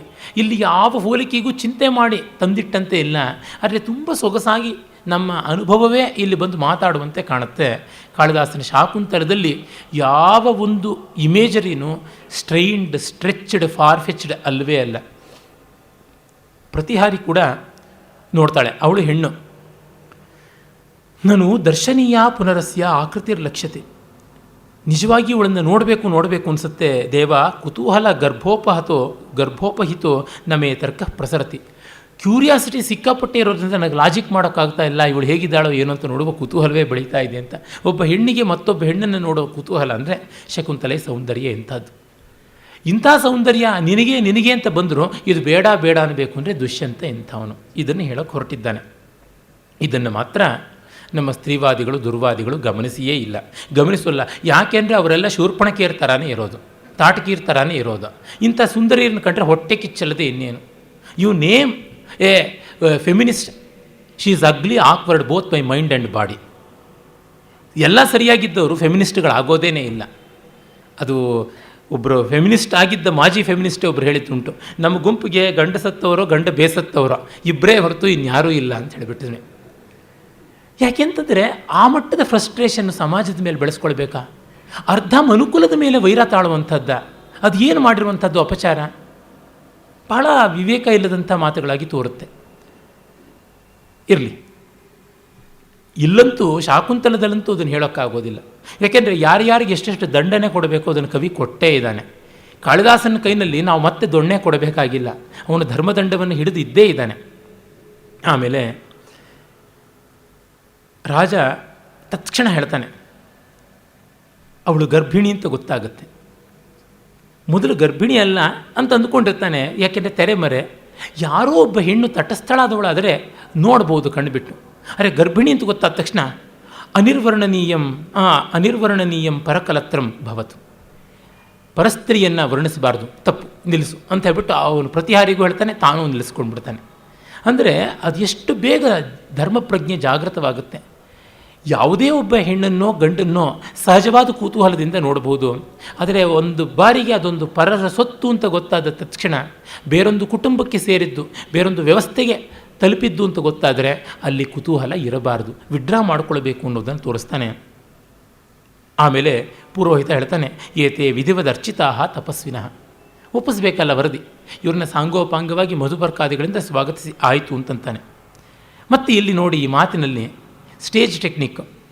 ಸಾಮಾನ್ಯ ಈಗ ಸಿನಿಮಾ ಇತ್ಯಾದಿ ತೋರಿಸೋದ್ರೆ ಪೂರ್ಣಕುಂಭ, ಸ್ವಾಗತ, ಮತ್ತೊಂದು ಮಗದೊಂದು, ಒಂದು ಒಳ್ಳೆ ಲ್ಯಾವಿಶ್ ಆದಂಥ ಗ್ರ್ಯಾಂಡ್ ಸ್ಪೆಕ್ಟ್ಯಾಕಲನ್ನು ತೋರಿಸ್ಬೋದಾಗಿತ್ತು. ಆದರೆ ನಾಟಕದಲ್ಲಿ ಅಷ್ಟೆಲ್ಲ ವಿಸ್ತಾರ ಮಾಡೋದು ಕಷ್ಟ. ಅಡಕವಾಗಿ ಅವ್ರನ್ನ ಕರ್ಕೊಂಡು ಬಂದಾಗಲೇ ಅದೆಲ್ಲ ನಡೆದಿದೆ ಅಂತ ಹೇಳಬೇಕು. ಇಲ್ಲ ಪೂರ್ಣಕುಂಭ ಹಿಡ್ಕೊಂಡು ಬರೋಣ, ಅದು ಕೈ ಜಾರಿ ಬೀಳೋಣ, ರಂಗಸ್ಥಳದಲ್ಲೆಲ್ಲ ಚೆಲ್ಲಾಡೋಣ, ತೆಂಗಿನಕಾಯಿ ಉರುಳುರುಳಿ ಎಲ್ಲಿಗೋ ಸ್ಪೆಕ್ಟೇಟರ್ ಗ್ಯಾಲರಿಗೆ ಹೋಗಿ ಬೀಳೋಣ, ಆ ನೀರು ಚೆಲ್ಲಿ ಶಕುಂತಲೆ ಅದರ ಮೇಲೆ ಕಾಲಿಟ್ಟು ಜಾರಿ, ಅವಳು ಗರ್ಭಿಣಿ ಅಂತ ಹೊಟ್ಟೆಗೆ ಸುತ್ಕೊಂಡು ಬಂದಿದ್ದು ಬಟ್ಟೆ ಜಾರಿ ಬಿದ್ದು, ಇದೆಲ್ಲ ಅವ್ಯವಸ್ಥೆಗಳು. ಇಂಥದ್ದು ತಪ್ಪು ಬೇಕಲ್ವ. ಹಾಗಾಗಿ ಅಪ್ರದರ್ಶಗಳು ಅಂತ ರಂಗಸ್ಥಳದ ಮೇಲೆ ಮಾಡುವಾಗ ಎಷ್ಟು ಜಾಗೃತೆಯನ್ನು ವಹಿಸಿ ಭರತಾದಿಗಳು ಮಾಡಿದ್ದಾರೆ. ಅಂದರೆ ಆ ಔಚಿತ್ಯದ ಸೀಮೆ ಮತ್ತು ಅಡಕ ಅವೆಲ್ಲ ಕೂಡ ಇಲ್ಲಿ ಧ್ವನಿತವಾಗುತ್ತೆ. ನಮಸ್ಕಾರ ಮಾಡ್ತಾನೆ, ಅಭಿವಾದಯೇ ಅಂತ. ಇಷ್ಟೇನ ಯುಜ್ಯಸ್ವ, ನಿನ್ನ ಅಭಿಪ್ಸೆ ಏನೋ ಅದು ನೆರವೇರಲಿ ಅಂತಂತಾನೆ. ಇಲ್ಲಿ ನೋಡಿ, ಇಲ್ಲಿಂದ ಶುರುವಾಗುತ್ತೆ ಸಂವಾದ. ಇಷ್ಟು ಬಿಗಿಯಾದ ಸಂವಾದ, ಇಷ್ಟು ಸರಳವಾದ ಭಾಷೆಯಲ್ಲಿ, ಇಷ್ಟು ಶಕ್ತವಾದ ರೀತಿಯಲ್ಲಿ ತುಂಬ ಕೃತಿಗಳಲ್ಲಿ ಈವರೆಗೂ ಜಗತ್ ಸಾಹಿತ್ಯದಲ್ಲಿ ಬಂದಿಲ್ಲ. ಬರೀ ಸಂಸ್ಕೃತ ಸಾಹಿತ್ಯ ಏನು. ಅಪಿ ನಿರ್ವಿಘ್ನ ತಪಸೋ ಮುನಿಯ, ತಪಸ್ವಿಗಳಿಗೆಲ್ಲ ಕ್ಷೇಮವೇ ನಿರ್ವಿಘ್ನವೇ ಅಂತಂದರೆ, ನೀನು ಕಾಪಾಡ್ತಾ ಇರೋವಾಗ ಅದಕ್ಕೆ ವಿಘ್ನ ಹೇಗೆ? ಆಗ ತತ್ಕ್ಷಣ ಅರ್ಥವಾನ್ ಖಲು ಮೇ ರಾಜಶಬ್ದ, ನಾನು ರಾಜ ಅನ್ನೋ ಶಬ್ದ ಇವತ್ತು ಸಾರ್ಥಕವಾಯಿತು ಅಂತ ಅಂದ್ಕೋತಾನೆ. ಮನಸ್ಸಿನಲ್ಲಿ ಅಂದುಕೊಂಡು ಹೊರಗೆ ಹೇಳ್ತಾನೆ, ಭಗವಾನ್ ಲೋಕಾನುಗ್ರಹಾಯ ಕುಶಲಿ ಅಥ ಕಾಶ್ಯಪ, ಲೋಕಾನುಗ್ರಹಕ್ಕಾಗಿ ಕುಶಲಿಯಾಗಿದ್ದಾರೆಯೇ ಕಾಶ್ಯಪರು, ಅಂದರೆ ಕಣ್ವ ಮಹರ್ಷಿಗಳು, ಅಂದರೆ ಸ್ವಾಧೀನ ಕುಶಲ ಸಿದ್ಧಿಮಂತಹ. ಇದು ಆತ್ಮವಿಶ್ವಾಸ. ಸಿದ್ಧಿ ಇರೋರು ಸ್ವಾಧೀನ ಕುಶಲರು. ಅಂಥ ದೊಡ್ಡವರಿಗೆ ಕುಶಲತೆ ಕ್ಷೇಮ ಅನ್ನೋದು ಅವ್ರ ಕೈನಲ್ಲಿದೆ, ಅವ್ರಿಗೆ ಯಾರೂ ಕ್ಷೇಮ ವಿಚಾರಿಸಬೇಕಾಗಿಲ್ಲ ಅಂತ. ಇದು ಆತ್ಮವಿಶ್ವಾಸ, ಗುರುವಿನ ಬಗ್ಗೆ ಹೇಳೋದು. ಸ ಭವಂತಂ ಅನಾಮಯ ಪ್ರಶ್ನಪೂರ್ವಕಂ ಇದಮಾಹ, ಅವನು ನಿಮ್ಮ ಕ್ಷೇಮ ಕೇಳ್ತಾ ಇದ್ದಾನೆ ಅಂತ. ಅಲ್ಲಿ ಒಂದು ಸಣ್ಣ ವ್ಯಂಗ್ಯ, ನಮಗೇನು ಕ್ಷೇಮಕ್ಕೆ ಚಿಂತೆ ಇಲ್ಲ, ನಿಮ್ಮಂಥವ್ರಿಗೆ ಕ್ಷಾಮ ಬರುವುದು ಅಂತನ್ನುವುದು. ಇಲ್ಲಿ ಒಂದು ಸ್ವಲ್ಪ ಇಂಪಿಶ್ ವರ್ಕ್ ಅವಂದು. ಆಮೇಲೆ ಏನು ಸಂದೇಶ ಇದೆ, ಯಾವುದಿದೆ ಅಂತಂದರೆ, ತ್ವಮರ್ಹತಾಂ ಪ್ರಾಗ್ರಸರಃ ಸ್ಮೃತೋಪಿನಃ ಶಕುಂತಲಾ ಮೂರ್ತಿಮತಿ ಚ ಸತ್ಕ್ರಿಯ ಸಮಾನಯನ್ ಸ್ತುಲ್ಯಗುಣಂ ವಧೂವರಂ ಚಿರಸ್ಯ ವಾಚ್ಯಂ ನಗತಃ ಪ್ರಜಾಪತಿ. ನೀನು ಅರ್ಹತೆ ಇರೋರಲ್ಲಿ ಅಗ್ರಗಣ್ಯ, ಒಳ್ಳೆಯ ಕೆಲಸದ ಸಾಕಾರವೋ ಎಂಬಂತೆ ಶಕುಂತಲೆ ಇದ್ದಾಳೆ. ನಿಮ್ಮಿಬ್ಬರನ್ನು ವಧೂವರನ್ನಾಗಿ ಮಾಡಿ ಬಹಳ ಕಾಲದಿಂದ ಈಡು ಜೋಡು ಸರಿಯಾಗಿಲ್ಲದೆ ಇಜ್ಜೋಡು ಮಾಡ್ತಾನೆ ಬ್ರಹ್ಮ ಅನ್ನುವ ಬೈಗಳು ಅವನಿಗೆ ತಪ್ಪಿದೆ. ಚಿರಸ್ಯ ವಾಚ್ಯಂ ನಗತಃ ಪ್ರಜಾಪತಿ ಅಂತ. ಇದು ಕಣ್ವನ ಸಂದೇಶ. ಇಲ್ಲಿ ನೋಡಿ, ತ್ವಮರ್ಹತಾಂ ಪ್ರಾಗ್ರಸರಃ ಅಂತ ಪುಲ್ಲಿಂಗ, ಮೂರ್ತಿಮತಿ ಚ ಸತ್ಕ್ರಿಯ ಅನ್ನುವಲ್ಲಿ ಸ್ತ್ರೀಲಿಂಗ. ಇದನ್ನೆಲ್ಲ ತಂದುಕೊಡುವ ಮೂಲಕವಾಗಿ ಕವಿ ಆ ಲಿಂಗ, ವಚನ, ವಿಭಕ್ತಿ ಇತ್ಯಾದಿಗಳ ಸಮೈಕ್ಯವನ್ನು ತರ್ತಾನೆ. ಸತ್ಕಾರ್ಯ ಮತ್ತು ಅರ್ಹತೆ ಇವೆರಡೂ ಒಟ್ಟಿಗೆ ಸೇರಬೇಕು ಅನ್ನುವ ಧ್ವನಿ ಕೂಡ ಉಂಟು. ಆ ತತ್ಕ್ಷಣ ಅವನಿಗೆ ಆಶ್ಚರ್ಯವಾಗಿಬಿಡುತ್ತೆ. ಆರ್ಯೆ ಕಥ್ಯತ, ಇದೇನಿದು, ನನಗೆ ಅರ್ಥ ಆಗ್ತಾ ಇಲ್ಲ ಅನ್ನುವಂತೆ ಅವನು ಹೇಳ್ತಾನೆ. ಆಗ ಗೌತಮಿ ಹೇಳ್ತಾಳೆ, ಇನ್ನೇನು ಹೇಳೋಣ, ಶಕುಂತಲೆಗೂ ಸ್ವಲ್ಪ ಕಳವಳ ಶುರುವಾಗಿದೆ. ನಾಪೇಕ್ಷಿತೋ ಗುರುಜನೆ ಅನಯ ನ ತ್ವಯಾಪಿ ಪೃಷ್ಟೋ ಬಂಧು ಏಕೈಕಸ್ಮಿನ್ನೇವ ಚರಿತೆ ಭಣಾಮಿ ಕಿಮೇಕಮೇಕಸ್ಯ. ನೀನು ಹಿರಿಯರಿಲ್ಲದೆ, ಗುರುವರ್ಗ ಇಲ್ಲದೆ, ಇವಳ ಬಂಧುಗಳನ್ನು ಕೇಳದೆ ಮದುವೆ ಮಾಡ್ಕೊಂಡ್ಬಿಟ್ಟೆ. ಹಾಗಿರುವಾಗ ನಾವು ಯಾವುದನ್ನು ಏನಂತ ಬಿಡಿಸಿ ಹೇಳೋಣ ಅಂತ ಎತ್ಕೊಳ್ತಲೇ ಜಗಳಕ್ಕೆ ಹೋಗ್ತಾ ಇದ್ದಾರೆ ಅನ್ನುವಂತೆ ಇದೆ. ಶಕುಂತಲೆ ಈ ಮಾತಿಗೆ ಅವನೇನು ಹೇಳ್ತಾನೋ ಅಂತ ಕಳವಳ ಪಡ್ತಾ ಇದ್ದಾಳೆ. ಕಿನ್ನು ಖಲು ಆರ್ಯಪುತ್ರ ಭಣತಿ ಅಂತ. ಆಗ ಕಿಮಿದಂ ಉಪನ್ಯಸ್ತಂ, ಇದೇನು ಹೇಳ್ತಾ ಇದ್ದೀರಿ ಅಂತಂತಾನೆ ದುಷ್ಯಂತ. ಸಾವಲೇಪೋಸ್ಯ ವಚನಾಕ್ಷೇಪ ವಚನೋಪಕ್ಷೇಪ, ಇವನು ಮಾತು ನೋಡಿದ್ರೆ ಒರಟಾಗಿದೆ, ಇನ್ನೇನೋ ಆಗುತ್ತೆ ಅಂತ ಶಕುಂತಲೆ ಅಂದ್ಕೋತಾಳೆ. ಆಗ ರಾಜ ಮತ್ತೆ ಕೇಳ್ತಾನೆ, ಕಿಂ ಅತ್ರ ಭವತಿ ಮಯಾ ಪರಿಣಿತ ಪೂರ್ವ, ಇವಳನ್ನೇನು ತಾನು ಮದುವೆ ಆಗಿದ್ದೀನಾ ಅಂತ ಪ್ರಶ್ನೆ ಮಾಡಿದ್ರೆ, ಸಾಂಪ್ರತಂ ತೇ ಆಶಂಕ, ಅಯ್ಯೋ ಮನಸ್ಸೇ ನಿನ್ನ ಶಂಕೆ ಸಿದ್ಧವಾಗಿಬಿಡ್ತು ಅಂತ ಶಕುಂತಲೆ ಅಂದ್ಕೋತಾಳೆ. ಕಿಂ ಕೃತಕಾರ್ಯ ದ್ವೇಷ ಧರ್ಮ ಪ್ರತಿ ವಿಮುಖತಾ ಕೃತೇ ಅವಜ್ಞಾ. ಶಾರಂಗರವ ನೋಡಿ ತತ್ಕ್ಷಣವೇ ರಿಟ್ಯಾಲಿಯೇಟ್ ಮಾಡೋದು. ಏನು ಮಾಡಿದ್ದರ ಬಗ್ಗೆ ವಿರೋಧವ, ಧರ್ಮದ ಬಗ್ಗೆ ವಿಮುಖತೆಯ, ಕೆಲಸದ ಬಗ್ಗೆ ತಿರಸ್ಕಾರವ, ಏನಿದು ಅಂತ ಹೇಳ್ಬಿಟ್ಟು ಕೇಳ್ತಾನೆ. ಒಂದು ಪ್ರಶ್ನೆ ಅಲ್ಲ, 3 ಪ್ರಶ್ನೆಯನ್ನು ಒಟ್ಟಿಗೆ ಬೊಂಬಾರ್ಡ್ ಮಾಡ್ತಾನೆ. ಕೂತೋಯಂ ಅಸತ್ಕಲ್ಪನಾ ಪ್ರಸಂಗ, ಇದು ಎಲ್ಲಿಂದ ಅಸಂಬದ್ಧವಾದ ಕಲ್ಪನೆ ನಿಮ್ಮದು ಅಂತ ದುಷ್ಯಂತ ಹೇಳ್ತಾನೆ. ಮೂರ್ಛಂತ್ಯಮೀ ವಿಕಾರಾಹ ಪ್ರಾಯ ಐಶ್ವರ್ಯ ಮತ್ತೇಶು, ದುಡ್ಡಿಂದ ಕೊಬ್ಬಿರೋರಿಗೆ ಇಂಥ ವಿಕಾರಗಳೆಲ್ಲ ಬಂದು ಮೈಮರೆಸೋದು ಸಹಜ ಅಂತ ಶಾರಂಗರವ ಹೇಳ್ತಾನೆ. ವಿಶೇಷಣ ಅಧಿಕ್ಷಿಪ್ತೋಸ್ಮಿ, ತುಂಬ ತೀವ್ರವಾಯಿತು ನಿಮ್ಮ ಮಾತು, ಬಹಳ ಕೆಟ್ಟದಾಯಿತು ನೀವು ನಡ್ಕೊಳ್ಳೋ ರೀತಿ ಅಂತ ರಾಜ ಹೇಳ್ತಾನೆ. ಪ್ರಕೋಪಕ್ಕೆ ಹೋದಾಗ ಪಾಪ ಕಂಟ್ರೋಲ್ ಮಾಡೋಕ್ಕಿರೋಳು ಒಬ್ಬಳೆ ಮುದುಕಿ ಗೌತಮಿ. ಈಗ ತಕ್ಷಣ ಚೇಂಜ್ ಮಾಡ್ತಾಳೆ ಸೀನನ್ನು. ಜಾತೆ ಮುಹೂರ್ತಮ್ಮ ಲಜ್ಜಸ್ವ, ಒಂದು ಕ್ಷಣ ಲಜ್ಜೆ ಬಿಡಮ್ಮ, ತಾವತ್ತೇ ಅವಗುಂಠನಂ ಅಪನೇಶ್ಯಾಮಿ, ನಿನ್ನ ಮುಸುಕು ತೆಗಿತೀನಿ, ತತ್ವಾಂ ಭರ್ತ ಅಭಿಜ್ಞಾಸ್ಯತಿ, ಗಂಡ ಗುರ್ತು ಹಿಡಿತಾನೆ. ಆಗ ಇವಳು ತೆಗಿತಾಳೆ. ಎಷ್ಟು ಸಂಕಟ ಆಗಿದ್ದಿರಬೇಕು ನೋಡಿ. ಸಾಮಾನ್ಯ ಉತ್ತರ ಭಾರತದಲ್ಲಿ ಈಗಲೂ ಆ ಸಂಪ್ರದಾಯ ಇದೆ, ಗೂಂಗಟ್ಟಂತ, ಅದನ್ನು ಗಂಡನೇ ತೆಗಿಬೇಕು ಅಂತಿದೆ, ಬೇರೆಯವರು ತೆಗೆಯೋದಲ್ಲ ಮದುವೆಯಲ್ಲಿ. ಈಗ ಗಂಡನ ಎದುರಿಗೆ ಮತ್ತೊಬ್ಬರು ತೆಗೆದು ಗುರುತಿಸಿ ತೋರಿಸಬೇಕಾದದ್ದು, ಅಲ್ಲಿಗೆ ಅರ್ಥ ಹ್ಯುಮಿಲಿಯೇಷನ್. ಅಂದರೆ ಸ್ವಾತಂತ್ರ್ಯವನ್ನು ತೆಗೆದುಕೊಂಡಾಗ ಆಗುವ ಸಮಸ್ಯೆಗಳು ಎಂಥವು. ಸ್ವಾತಂತ್ರ್ಯ ಅಂದರೆ ರೆಸ್ಪಾನ್ಸಿಬಿಲಿಟಿ ಅಂತ ಅರ್ಥ, ಸ್ವೈರಾಚಾರ ಅಂತಲ್ವಲ್ಲ.